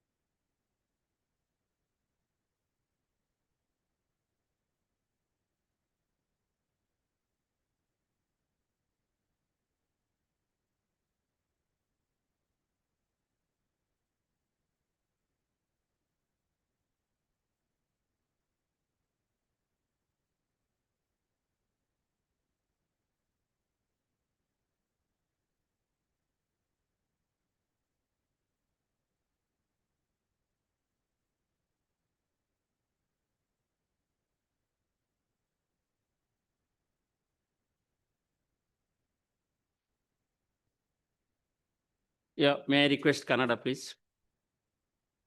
Thank you very much, Chair. I'll be very brief because it's been said many times. At this time, though, Canada cannot accept the text that's been proposed by the Russian Federation. I would like us to stop the discussion because I don't think we'll reach consensus here. We didn't reach it this afternoon, earlier at the drafting team, nor in previous conversations. And given time, I would suggest that we move on to other items which need approval at this time. Thank you.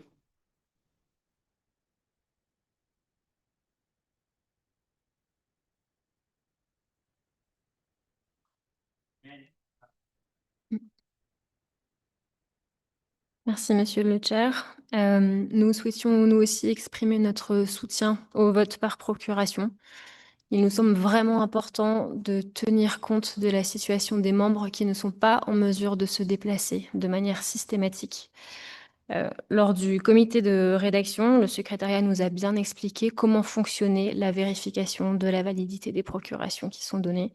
Et dans tous les cas, il nous semble important que cette pratique se maintienne, qu'elle soit codifiée aujourd'hui ou non.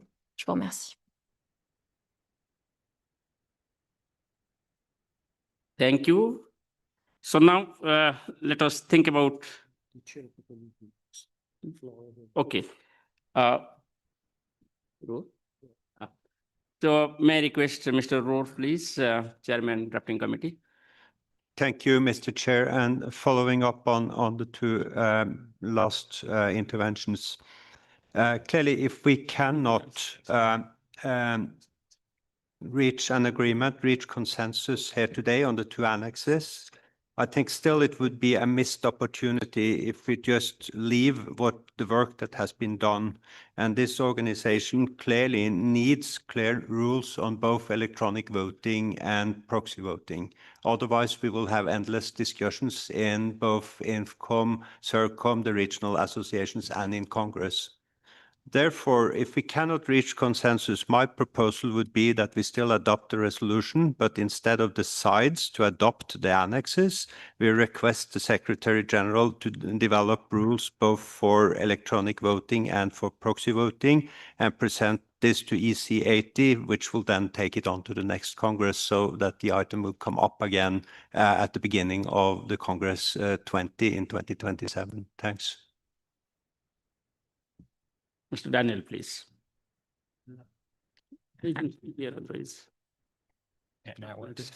So what I was going to suggest is we've dealt with Annex 2 in that's relation to proxy voting, and we've discussed that quite extensively, and I hope everybody knows the current position. My recommendation, if we can, is just to go to Annex 1 of that resolution and see if there's consensus in regards to the electronic voting and whether we can pass that one or not. So that would be my suggestion to you as a group.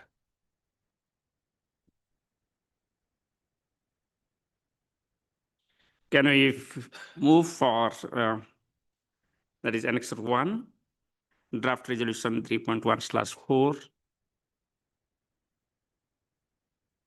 Annex 1 contains the proposed amendment to Resolution 40 of General Regulations of World Meteorological Organization, aiming at streamlining the rules governing electronic voting. Do you have any comments to Annex 1?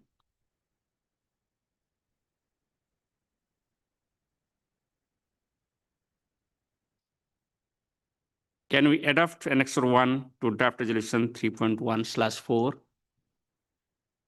Yeah. Russian Federation, please. Thank you, Chair. As we previously said, we disagree with the bullet D. Therefore, we cannot adopt this.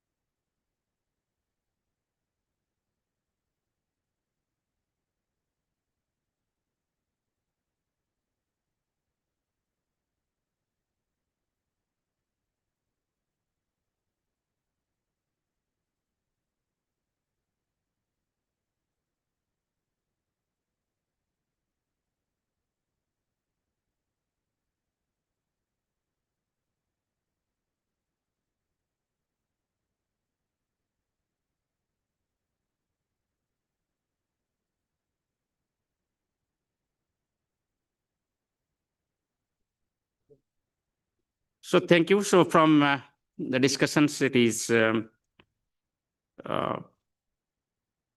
concluded that this draft resolution 3.1/4 Annexure 1 and Annexure 2 both cannot be adopted. So, however, yeah, France, please.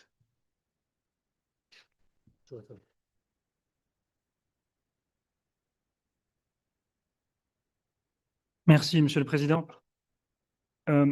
Avant tout, je tiens à rappeler que concernant le vote électronique, plusieurs pays ont exprimé dans les mois passés leur opposition pour des problèmes de sécurité. Mais nous sommes bien conscients que cela que les modalités de vote à distance ont besoin d'être étudiées pour les pays qui ont des difficultés. Nous sommes ouverts aux soucis exprimés par des pays qui ont peu de moyens pour se déplacer. Nous avons décidé, par un consensus après de longues discussions, nous avons proposé que pour les secrétaires généraux et jusqu'au conseil exécutif, ce soit seulement en personne. Nous avons montré notre ouverture pour envisager de nouvelles modalités, et c'est l'esprit du paragraphe D. J'aimerais bien que la Fédération de Russie nous explique pourquoi elle s'oppose à cela et pourquoi elle s'oppose également au proxy, au vote par procuration, qui est une pratique établie de longue date ici et ailleurs.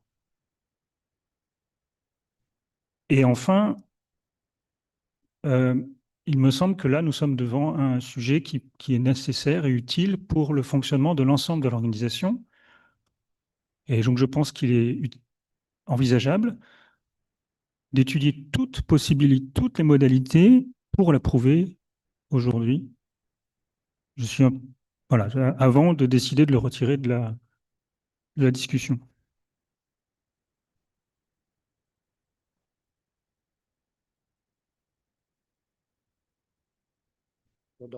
Thank you. So, due to time limitations, we cannot prolong the discussions on this topic. And we are closing the discussion for timing. And suggestions and discussions, whatever has been carried out, will be taken into consideration. Maybe we'll come back again after some time. Now we'll move for the next agenda. Thank you very much.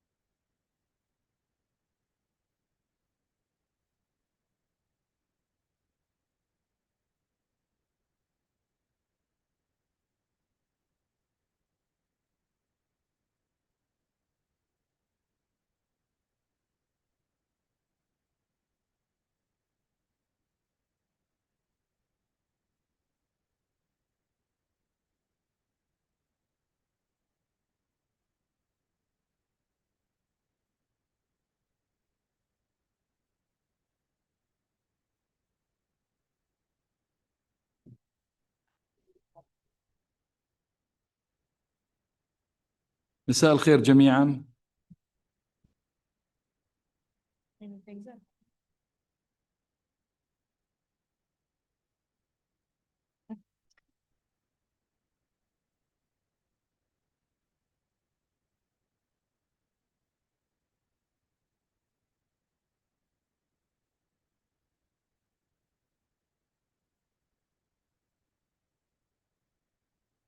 People need a break, huh?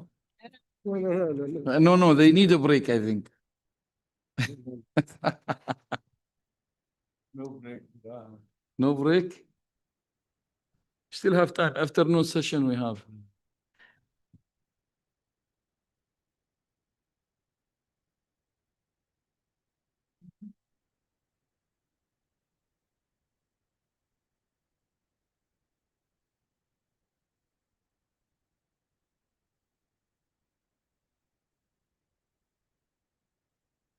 You make too much noise, Anthony.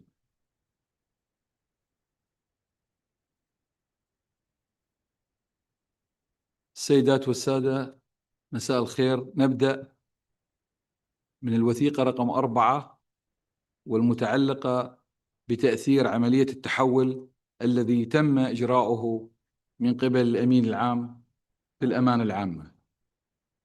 تشكل الضغوط المالية العالمية المستمرة تحدياً كبيراً أمام الخطة الاستراتيجية الطموحة والأولويات المعتمدة للمنظمة العالمية للأرصاد الجوية، ولضمان الحفاظ على أعلى مستوى من التأثير والاستدامة المالية في ظل هذه القيود. ينبغي علينا أن نتخذ إجراءات حاسمة لتحديد الأولويات، وعند الضرورة إعادة ترتيب أو استبعاد بعض الأنشطة. إن هذه المهمة الجوهرية تتطلب ما هو أكثر من مجرد تحليل دقيق، فهي تستوجب تحملا جماعيا للمسؤولية وشرعية واسعة النطاق لضمان تبني التوصيات اللازمة من قبل جميع الأعضاء. أحثكم على دعم هذه الخطوة الضرورية، إذ ستكون توصيات فريق العمل عنصراً أساسياً في مواجهة التحديات المالية الراهنة، مع الحفاظ على الوقت نفسه على الرسالة الجوهرية والأهداف الاستراتيجية للمنظمة. كما أود أن أنوه بأن المسودة الثانية تم إدراجها في ملف الوثائق قيد المناقشة. الآن أدعو رئيس مجموعة الصيغة من تنزانيا لعرض ملخص عن نتائج المناقشات. تفضل سيدي.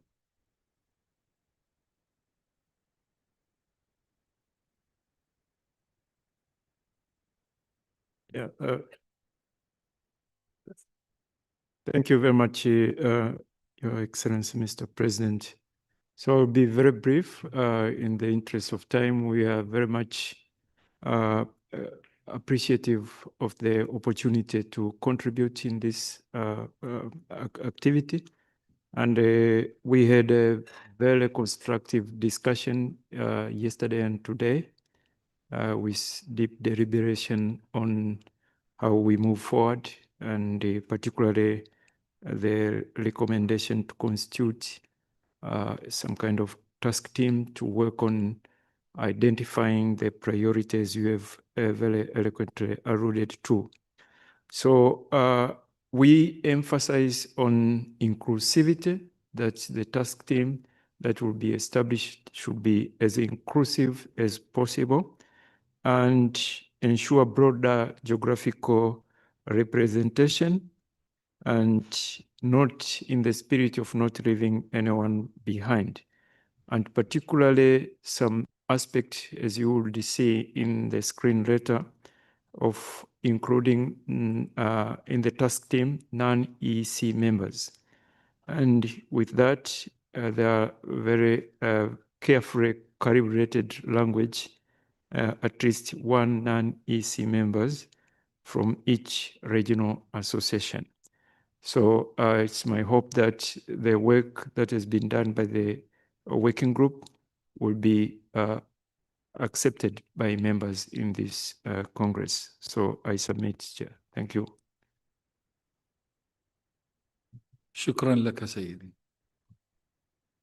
والآن أعطي الأمانة العامة لتقديم عرض تفصيلي للوثيقة.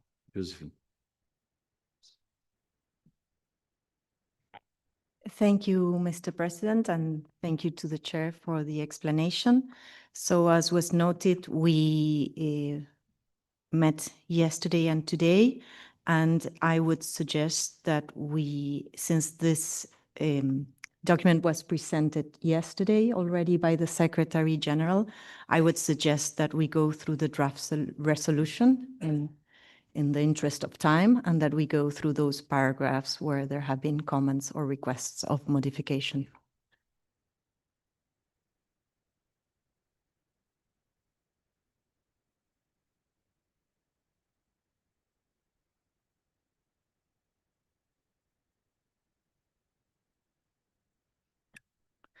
So we have resolution 4.1, and there have been no comments to the 3 first preambular paragraphs. On the 4th one, we have had a suggestion to include the word open, and this has been agreed in the drafting committee. So I would suggest that we move forward with the paragraph with this word included here.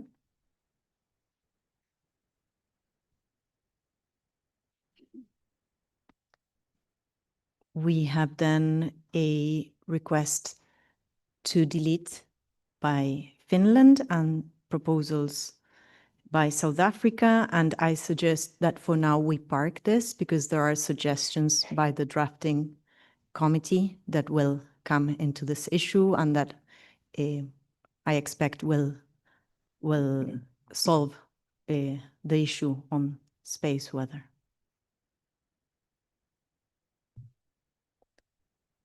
Here we had a proposal by Australia, Canada, and UK on notes the proposal for the financial savings from the reorganization to be reinvested. And after deliberation, the group decided that we did not need to go into details in this resolution and that this can be further looked into by the Executive Council. So it was agreed to leave it as you can see it without the last part as is.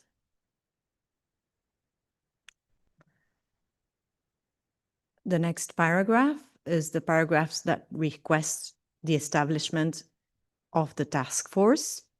So, and here we have the specific mandate of the task force that, as has been explained, would be to prepare proposals for deprioritization or deferrals of components of the strategic and operating plans during the remainder of the 19th financial period, considering the potential financial scenarios facing WMO.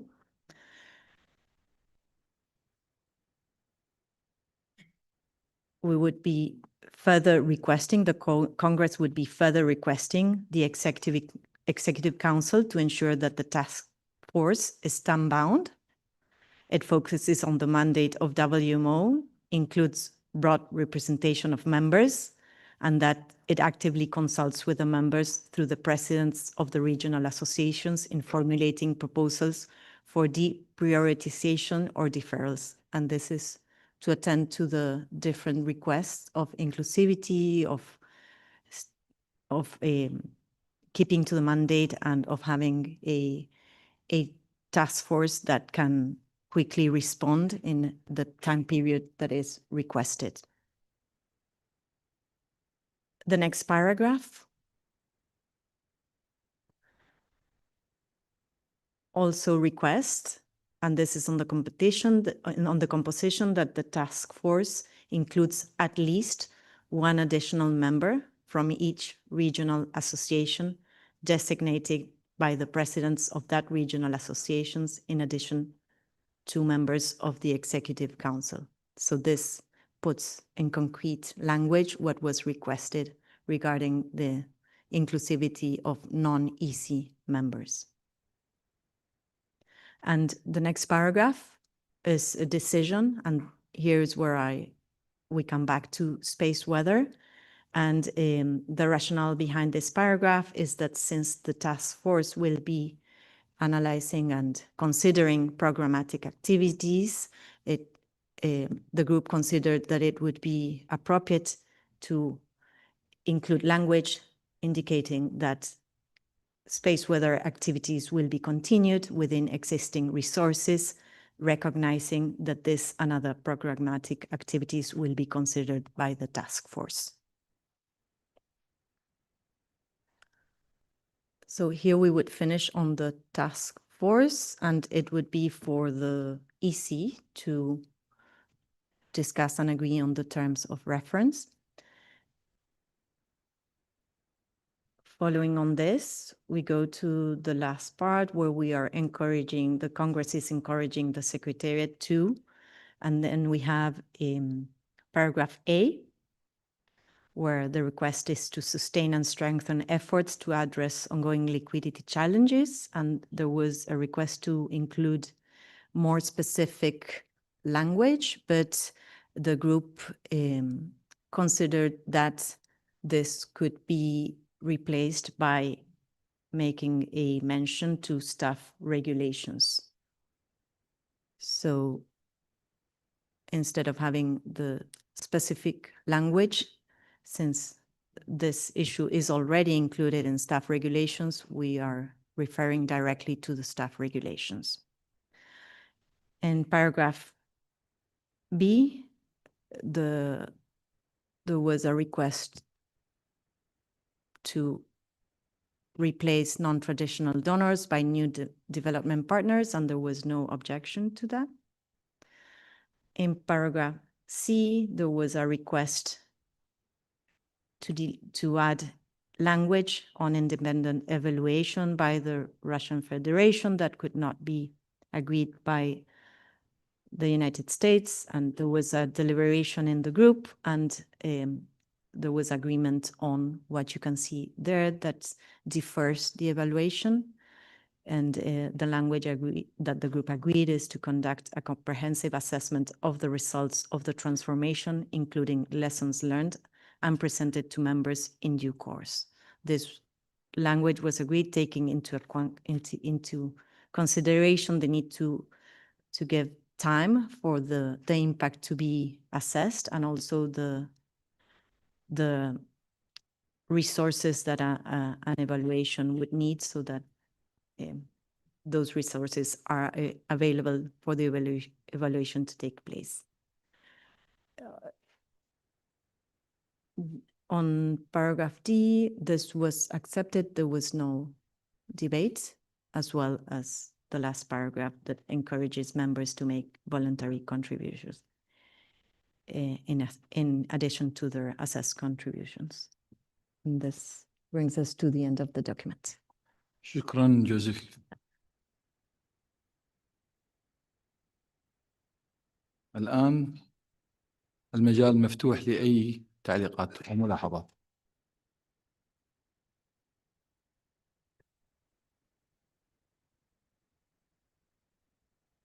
كندا تفضل.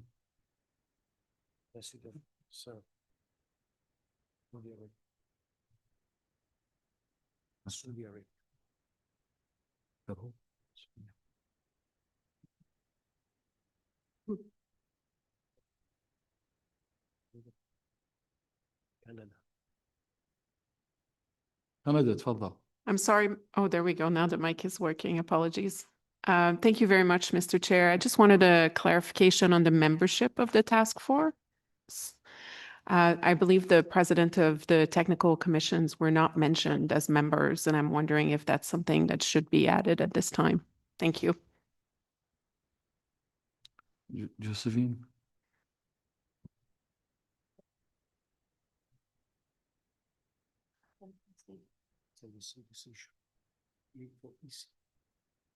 Thank you.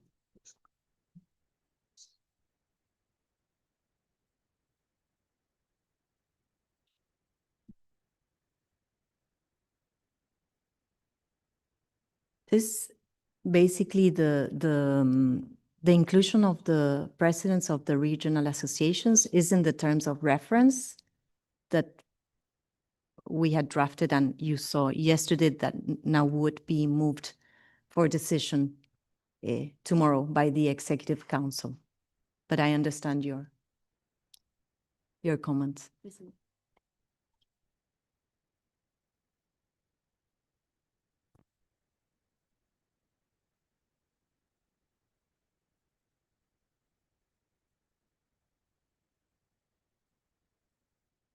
I'm sorry, I said the president of technical commissions.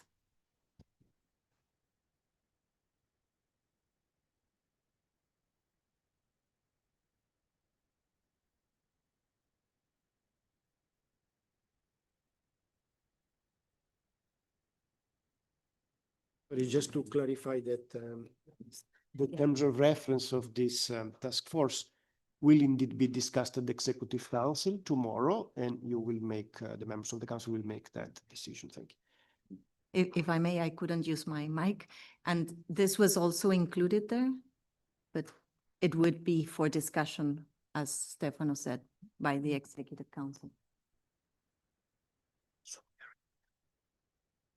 Okay, Sircom.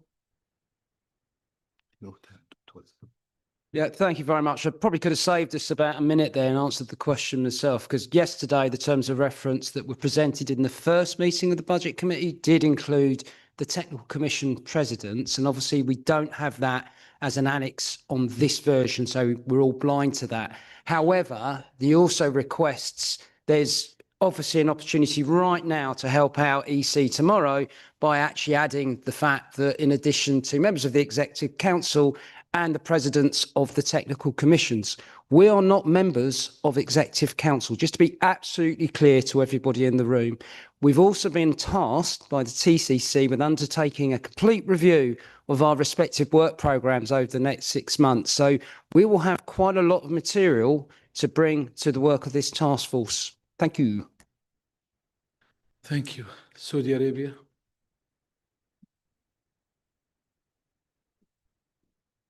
شكرا سعادة الرئيس على إعطائي الكلمة. أتحدث هنا بصفتي رئيس الإقليم الثاني لآسيا.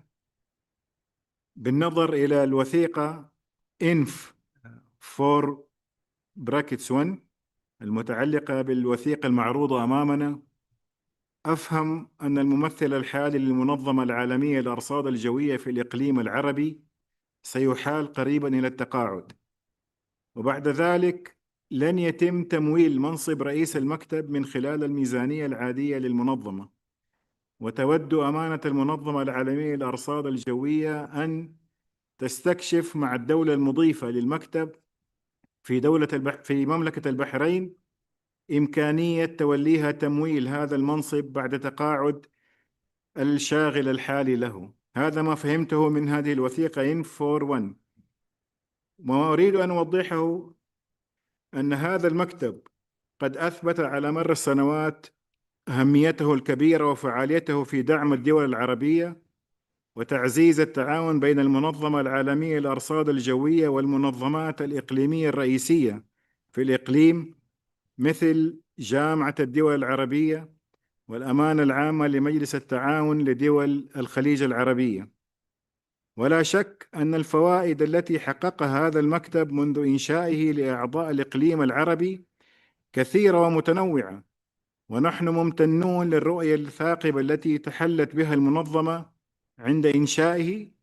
فقد أسهم التركيز المخصص على الإقليم العربي والمراعاة اللغوية والقرب الجغرافي من الدول الأعضاء في نجاح هذا المكتب بشكل ملحوظ، خاصة وأن إقليمنا إقليم آسيا من الأقاليم الكبيرة والكبيرة جدا.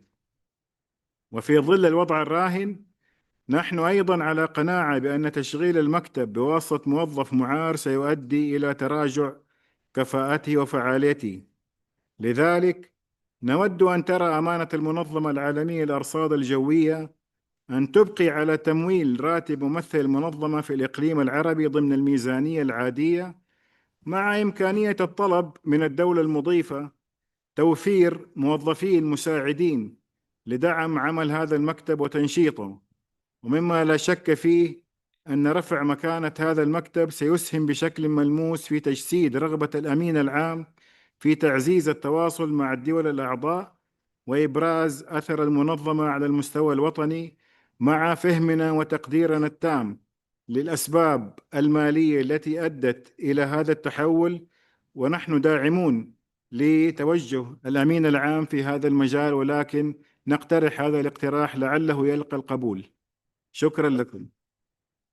شكرا دكتور أيمن. الأمين العام تفضلي. Thank you very much to the President of Regional Association 2.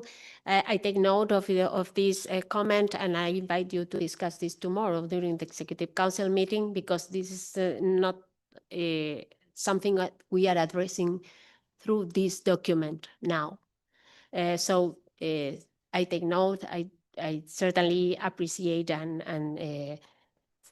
agree with your statement, but we need to discuss that in the proper context. Thank you very much. شكرا أمين العام. كندا تفضلي. Thank you, Mr. President. Sorry for taking the floor yet again. I'll try to be less Canadian and more direct and forceful.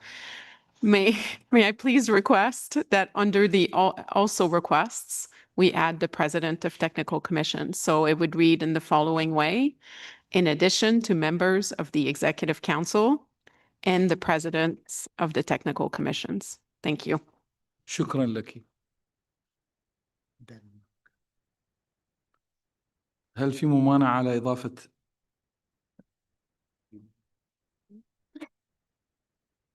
إذا لا توجد ممانعة،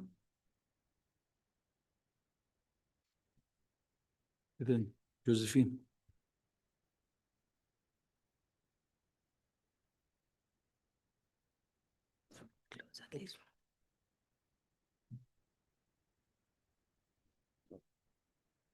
شكرا لك. شكرا. دنمارك. Thank you very much, Chair, President. Sorry. I would like to give a more sort of general comment to the document we have in front of us.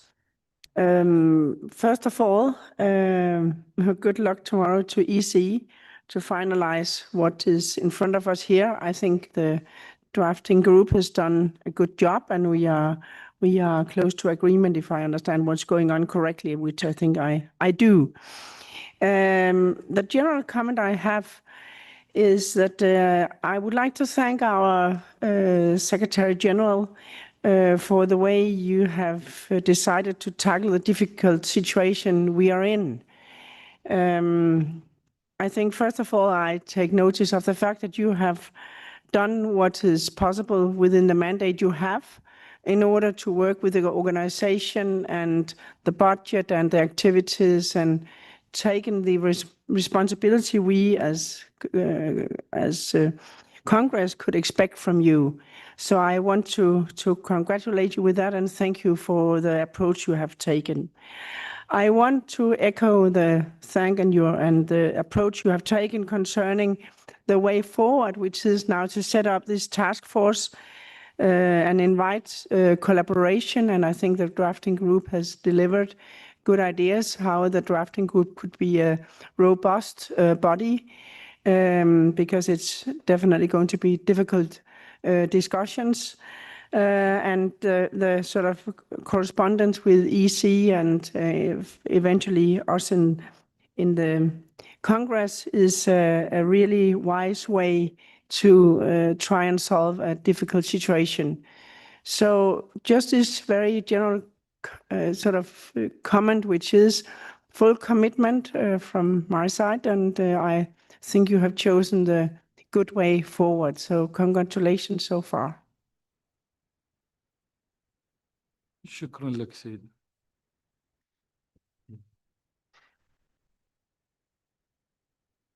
شكرا. ملاوي.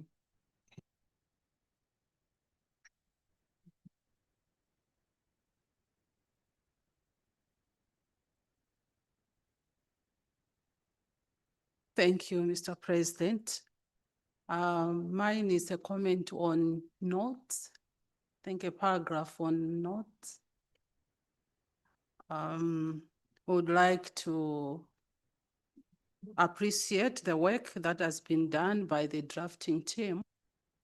But looking at this paragraph, I would like to echo what we contributed earlier on the needs and challenges of the least developed countries like Malawi here. We are looking at this paragraph where we are seeing some critical information that was proposed has been removed, which we would like to propose if some can be retained on this, considering that the decisions that we make here can support and give hope to the countries that are like Malawi here.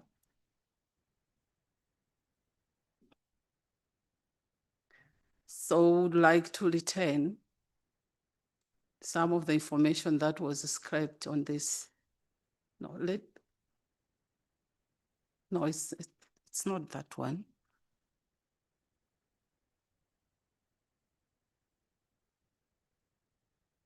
Excuse me.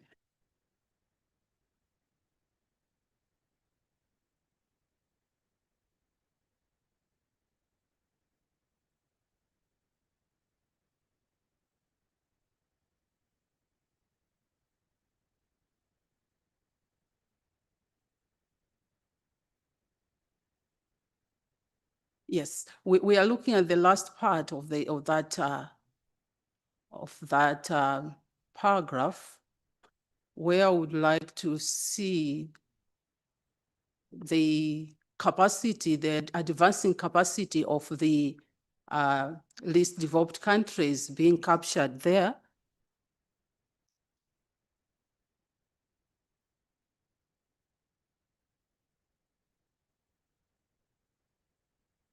I think I'll share with the plenary the proposal. Thank you.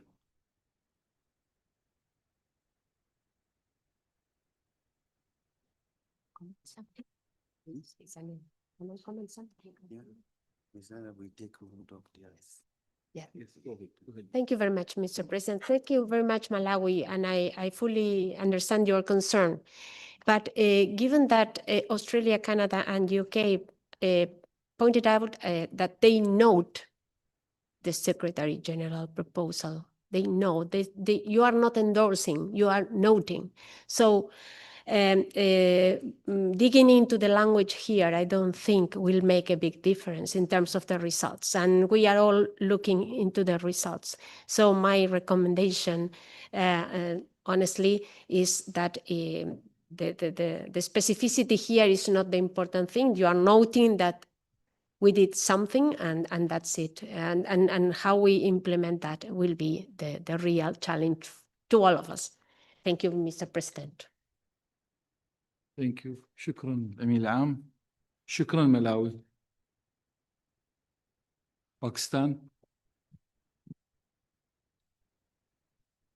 Thank you, Chair. In the spirit of what the Canadian colleague earlier said, I'll keep it short. We'd just like to support the proposal that was made by Saudi Arabia earlier as president. As you might know, that Pakistan is the vice president of Regional Association 2.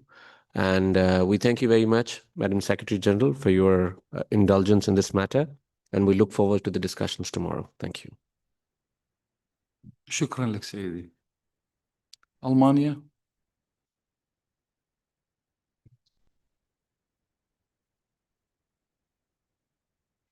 Thank you very much, Mr. President.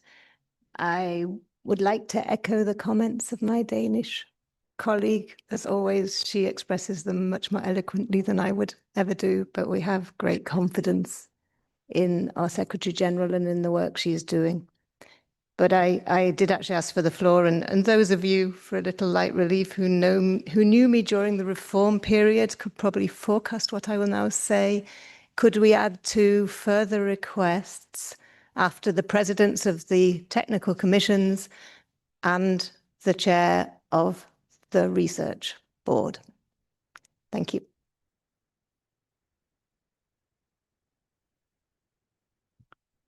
Is there any objection?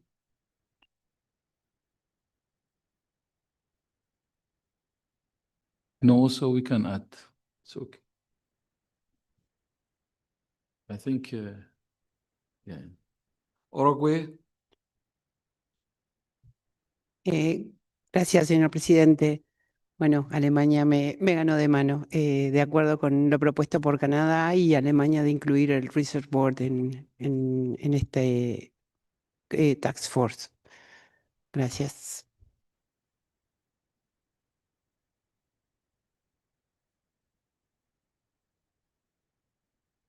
شكرا لك. Japan. Thank you, Mr. President. So Japan would like to support overall the direction of this resolution. We appreciate that. But just allow me to give just very minor amendment to the request, the Executive Council paragraph, and also the further request Executive Council paragraph. So looking at the request, the EC paragraph on the second line, in the middle, there's a deprioritization, but maybe we might prefer reprioritization, which is more positive and better. Then the further request paragraph also has deprioritization close to the end of the sentence, but we also propose to change to reprioritization, if it's acceptable. Thank you very much. شكرا. شكرا. موريتانيا.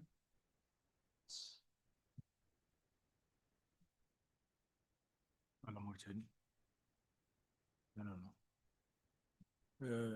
No, c'est pas moi. Go ahead, bring the mic close to it. Move the mic close to the mic. On va parler de... Non, merci.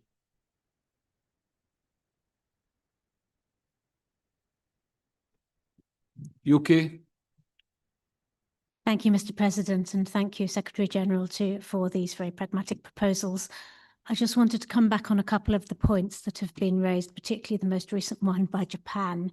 I think we do need a degree of financial reality here. This is a situation where we do not have the money to discharge everything that we had in our original plans. And both in the reinvestment and the reprioritization, there seems to be a belief that perhaps there will be a magic way to come back with that money and we will not have to stop stuff.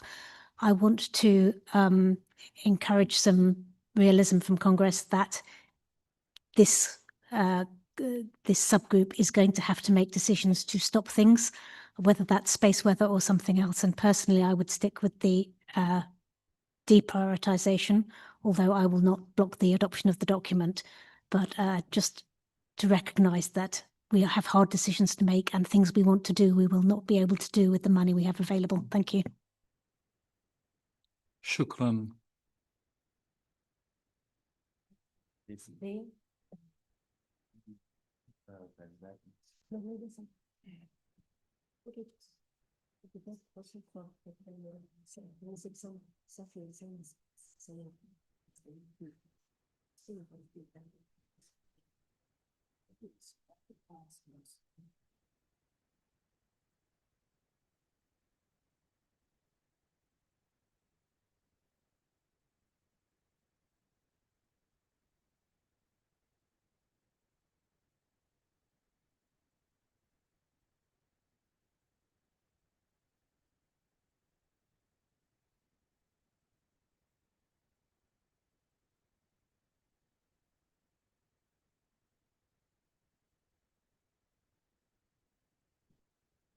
إذا نترك المجال للتاسك جروب يحدده.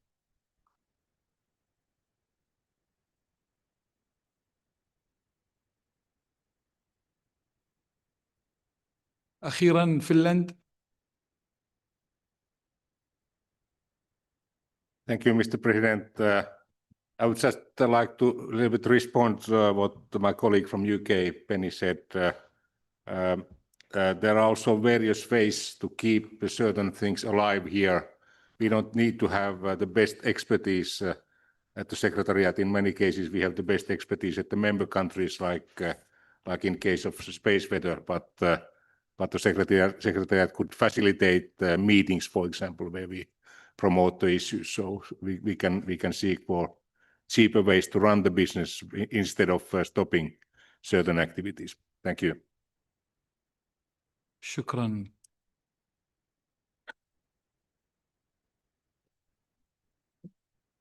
تفضل.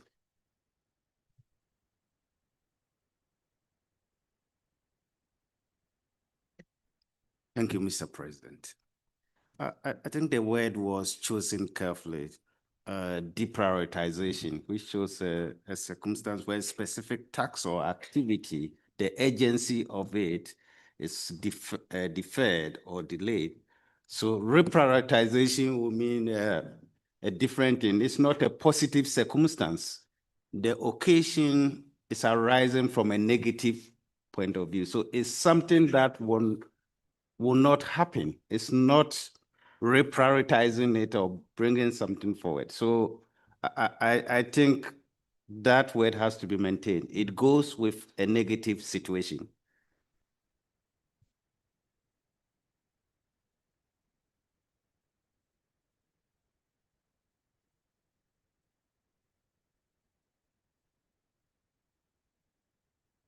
فنلند هل UK Japan. Japan is your Japan okay.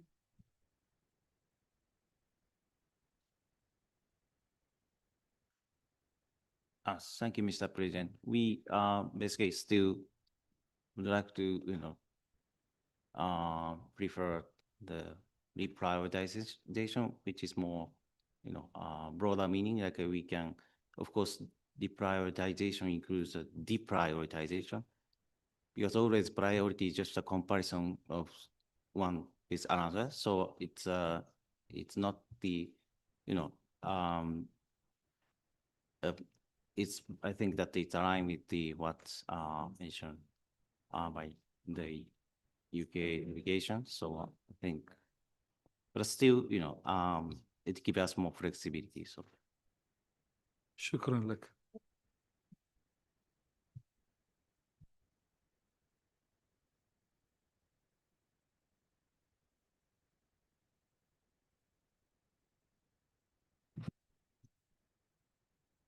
SG تفضلي. I have a proposal. Not deprioritize, not reprioritize, but prioritize.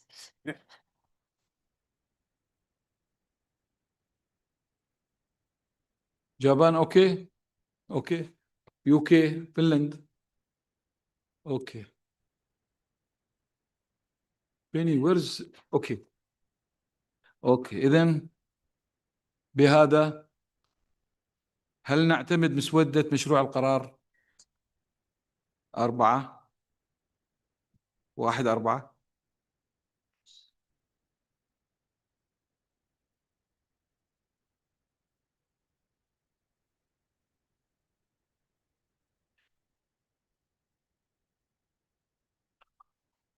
إذن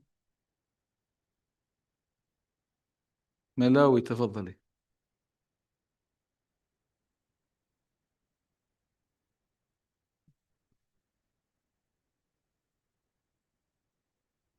Thank you, Mr. President. I don't want to derail you to finalize this resolution, but going back on the same paragraph that I referred to earlier, maybe I would like to understand the rationale why it was changed from endorses to notes. Or that really not going to change the implementation of that resolution.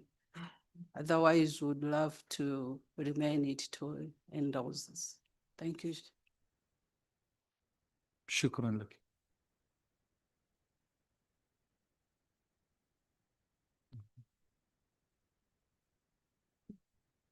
جوزيفين تفضلي. Yes, thank you, Mr. President. The change to notes was requested by some members, and the rationale, if I recall correctly, was that they would like to be able to look into further the reorganization and the reinvestment proposal or the reinvestment information that was provided before moving forward towards endorsing. شكرا جوزيفين. ملاوي اوكي. شكرا لك شكرا. إذن وبهذا نعتمد الوثيقة. تفضل رب. Thank you, Mr. Chair. Thank you, President. Yes, eloquently, our colleague from Denmark has congratulated the Secretary General for this purpose, the way moving forward. And also right now, I was thinking of how do we have to capture the prioritization? And this is actually the actual way of putting the word and not deprioritization, but this is a good word. And then my question is, are we going to leave the name of this task force for the EC? Because right now it is a task force, but not what will be the task force doing. So maybe that is actually my only comment at this moment. Thank you, President. شكرا لك. جوزيفين.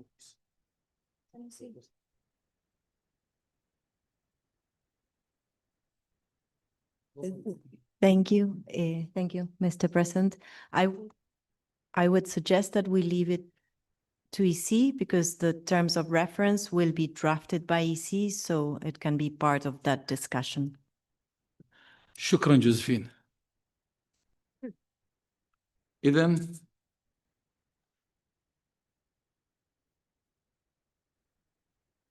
أعلن اعتماد الوثيقة رقم 4. شكرا. شكرا لكم.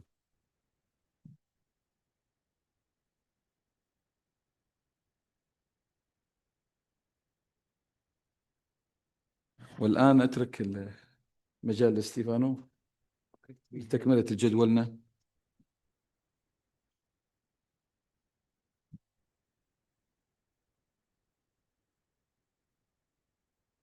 Mr. President, yes, thank you. There is two pending documents. One is 3.1, which was not adopted, although part of it was adopted. So needs to be resumed. And then document 1 also to close the session. So, will I leave? Or chair? You can stay.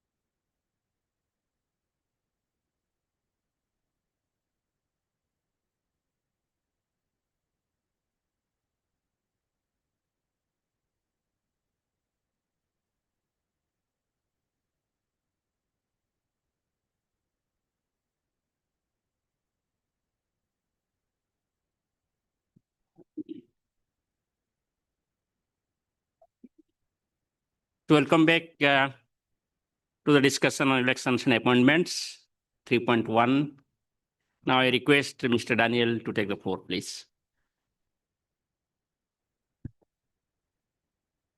So the last part, and this is just merely a formality, is the general considerations in the beginning of the procedures for elections and appointments.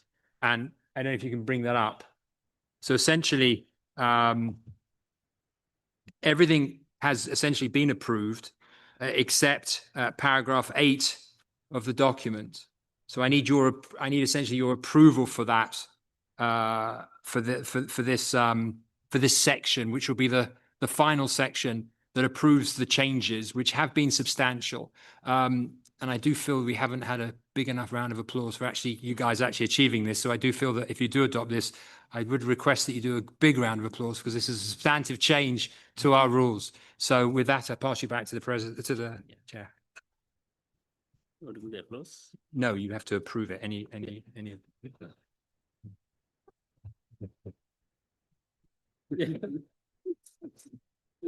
Timing. Timing. Okay. With some kind of lightening the environment, you have to go for like this. Okay. So, So if you, as it currently stands, paragraph 8 and A and B need to be deleted.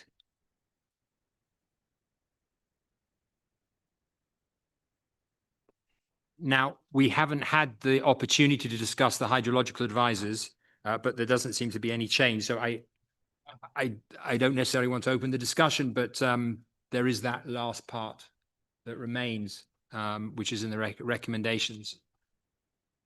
And the recommendation of the task team was to leave the position of hydrological advisors exactly as it currently stands. I know there was a recommendation by Finland to encourage that the various delegations include a member from the hydrological team, but there is no change to the current rules. So with that, I have no further observations. so can we take up that? They remove paragraph, they removed it? 3.1/6. Yeah. So thank you. So this is the draft resolution 3.1/6, policy governing the role of hydrological advisors within the World Meteorological Organization decision-making process.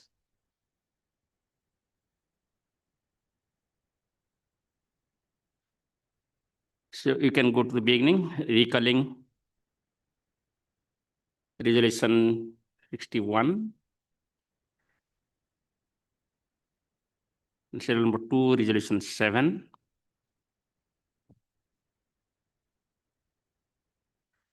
Serial number 3, decision 2, EC 78.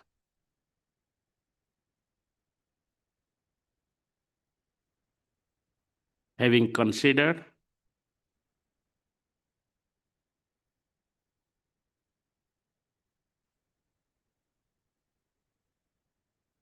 decides to maintain the policy governing the role of hydrological advisors within the WMO decision-making process. Any comments or suggestions?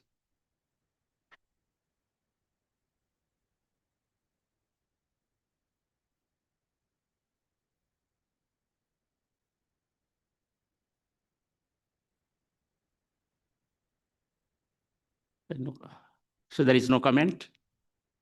So the document in the current form, can we adopt it? So thank you very much. I don't find any comments. So draft resolution 3.1/6 is adopted.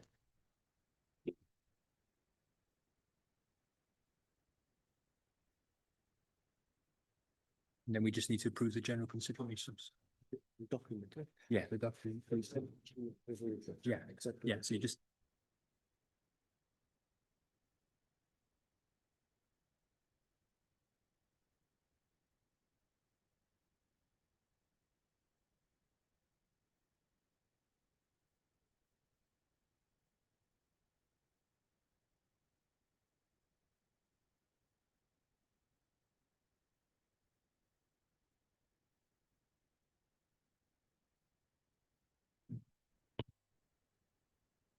So now we have considered all the annexures and various subcomponents of the documents. Now, I'll request Secretary to present the document 3.1.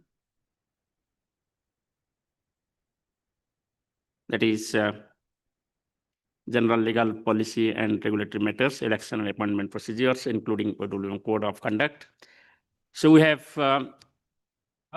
approved all the resolutions or adopted all the resolutions except 3.1/4. That is on proxy voting and e-voting, that is electronic voting. It is proposed that we may adopt the document except 3.1/4. Any comments or recommendations?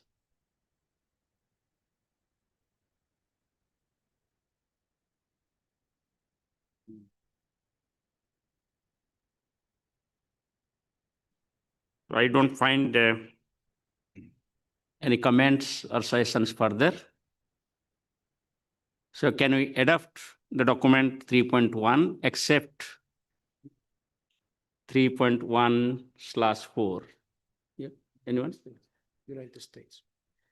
Yeah, may I request United States, please?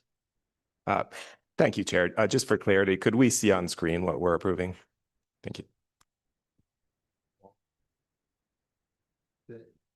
The document as a whole.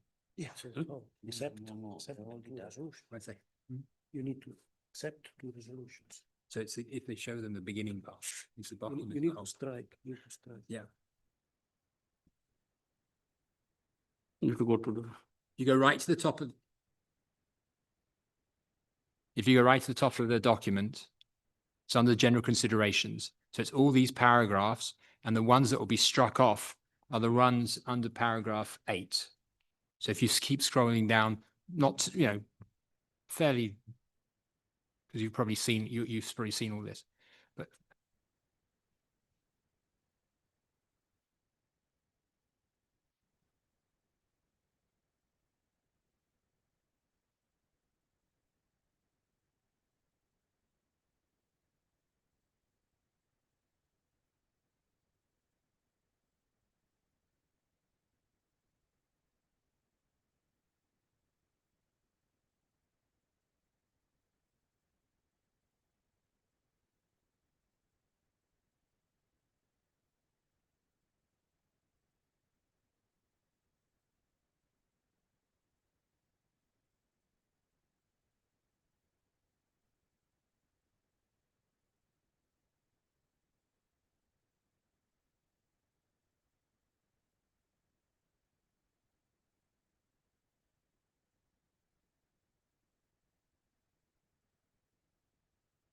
Yeah, we're okay.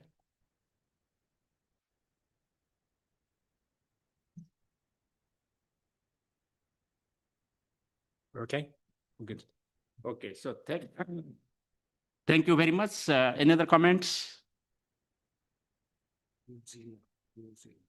Yeah, may I request New Zealand, please? Thank you. Just a piece of admin. I think the striking out all of 8, 9 is already struck out, but it's numbered as 8. I'd just like to see the numbering done properly, just so we don't end up with a situation where somebody might say, is there a paragraph missing after the fact? Thank you.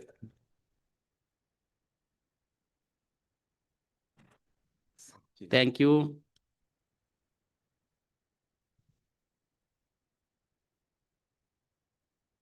Any other comments?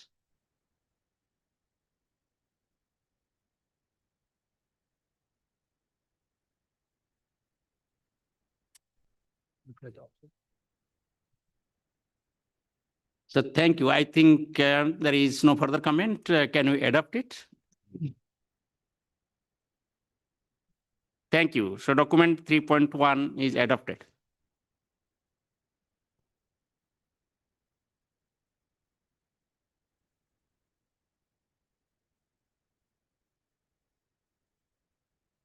So I would just like to thank each of you for your very valued contributions.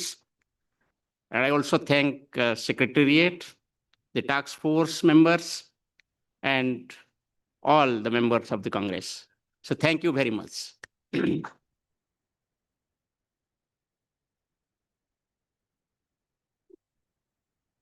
You may have to stay. Because there's no press.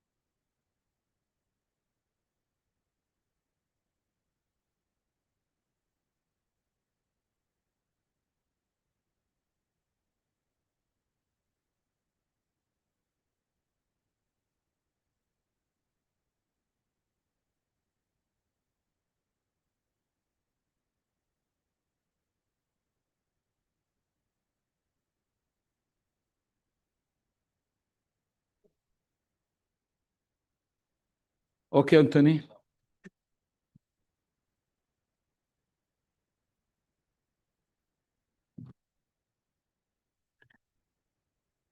السيدات والسادة، قبل الختام دعونا ننتقل الآن إلى مناقشة الملخص العام للجلسة. يرجى العلم بأن قد تم توفير المسودة الثالثة من الوثيقة 1 للنظر فيها، وقد تمت إضافة دعوة الأمين العام للعمل بشأن مبادرة الإنذار المبكر للجميع، بالإضافة إلى البيان الصادر عن مؤتمر الذكاء الاصطناعي كملاحق للوثيقة. لذا أطلب من ستيفانو عرض الوثيقة على الشاشة ليتمكن الجميع من الاطلاع عليها. تفضل.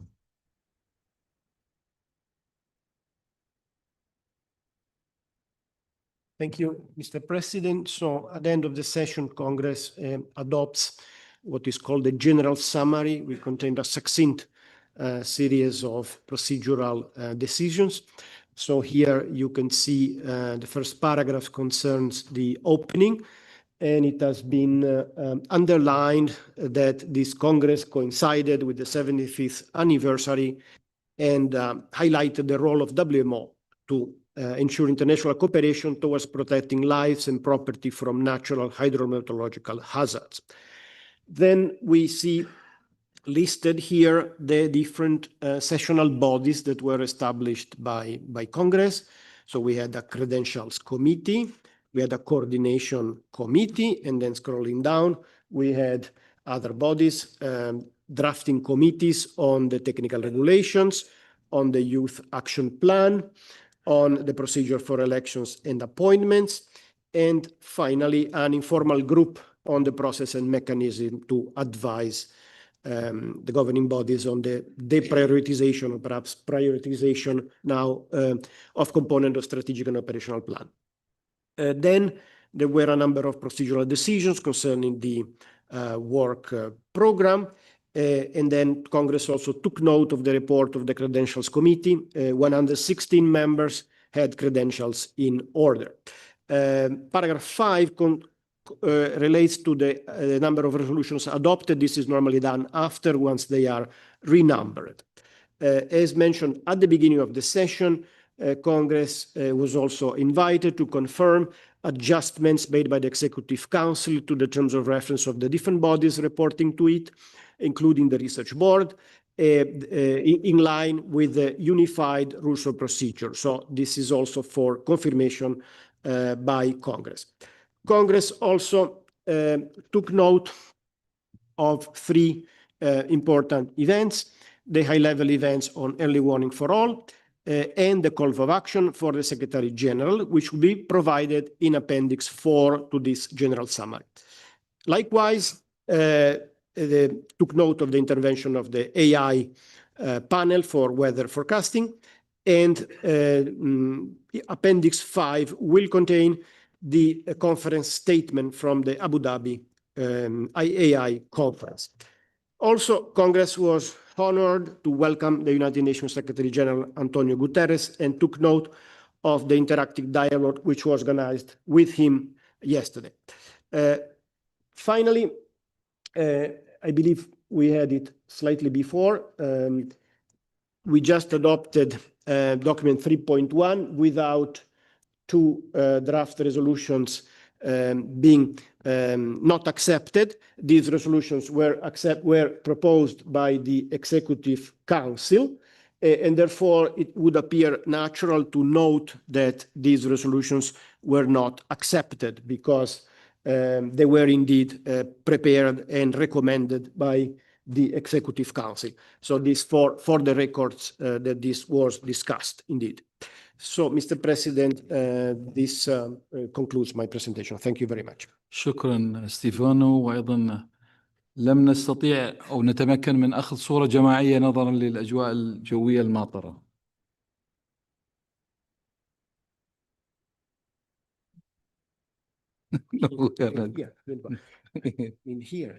إذن المجال مفتوح لأي تعليق. فرانس تفضل.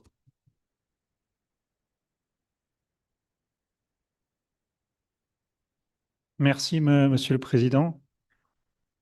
Est-ce qu'il serait possible et pertinent, je soumets à la salle, de préciser que qu'un pays s'est opposé à cette décision?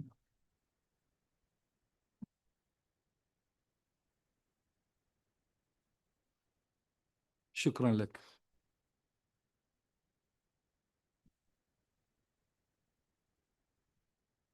سكرتاري.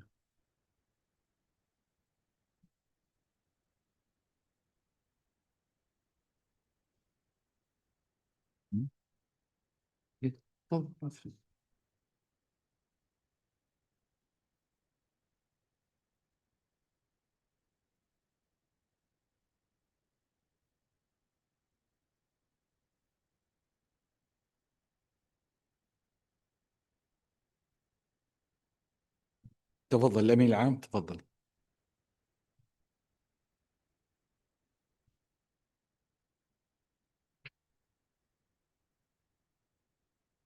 Thank you, Mr. President.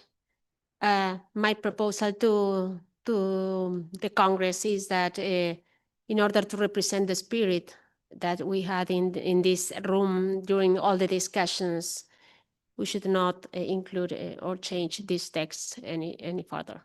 That's my proposal to you.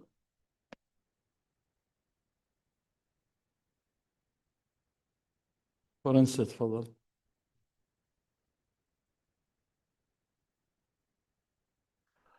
Merci, merci Monsieur le Président, merci Madame la Secrétaire Générale.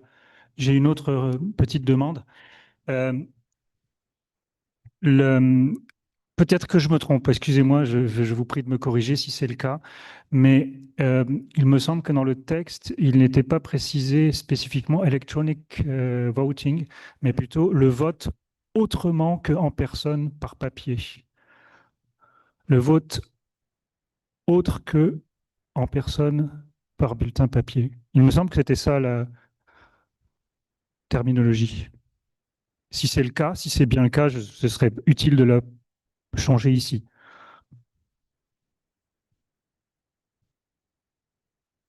I would like just to inform you that in 4 minutes, we will not have any more interpretation, no more interpretation in 4 minutes, and we still need to conclude the session.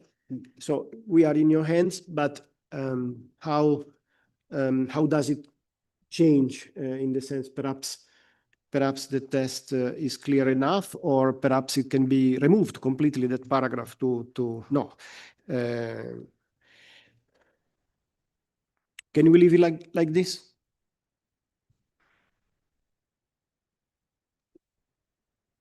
The session is ending, and by the way, the president will deliver closing remarks in Arabic. Therefore, without interpretation would be difficult.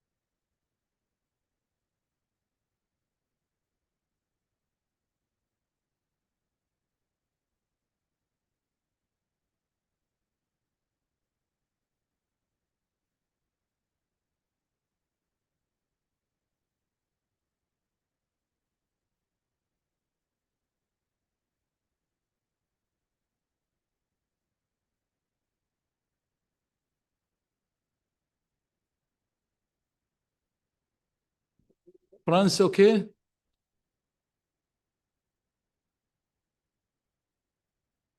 Okay, for sake of time and consensus spirit. شكرا لك شكرا لك. إذا Please. United States, تفضلوا.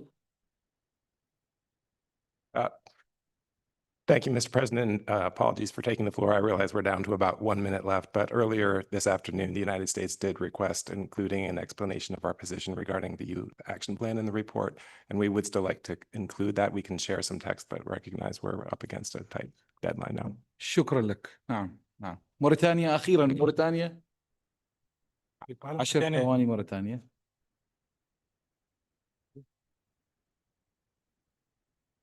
تفضل. اوكي شكرا لك شكرا لك. الزملاء الاعزاء، قبل الختام ادعو البروفيسوره سيليستي سالوكي. نو I can speak in English. اذا الساده النواب، نواب الرئيس، الممثلون دائمون، سعاده الامين العام، السيدات والساده، لقد اختتمنا بنجاح هذه الجلسه الاستثنائيه للمؤتمر، ما اظهر وحدتنا والتزامنا القوي باولوياتنا الاستراتيجيه هنا في مبنى المنظمة العالمية للأرصاد الجوية. لقد حقق هذا المؤتمر إنجازات كبيرة، وشكرا لكم. تصلون إلى بلادكم سالمين. شكرا.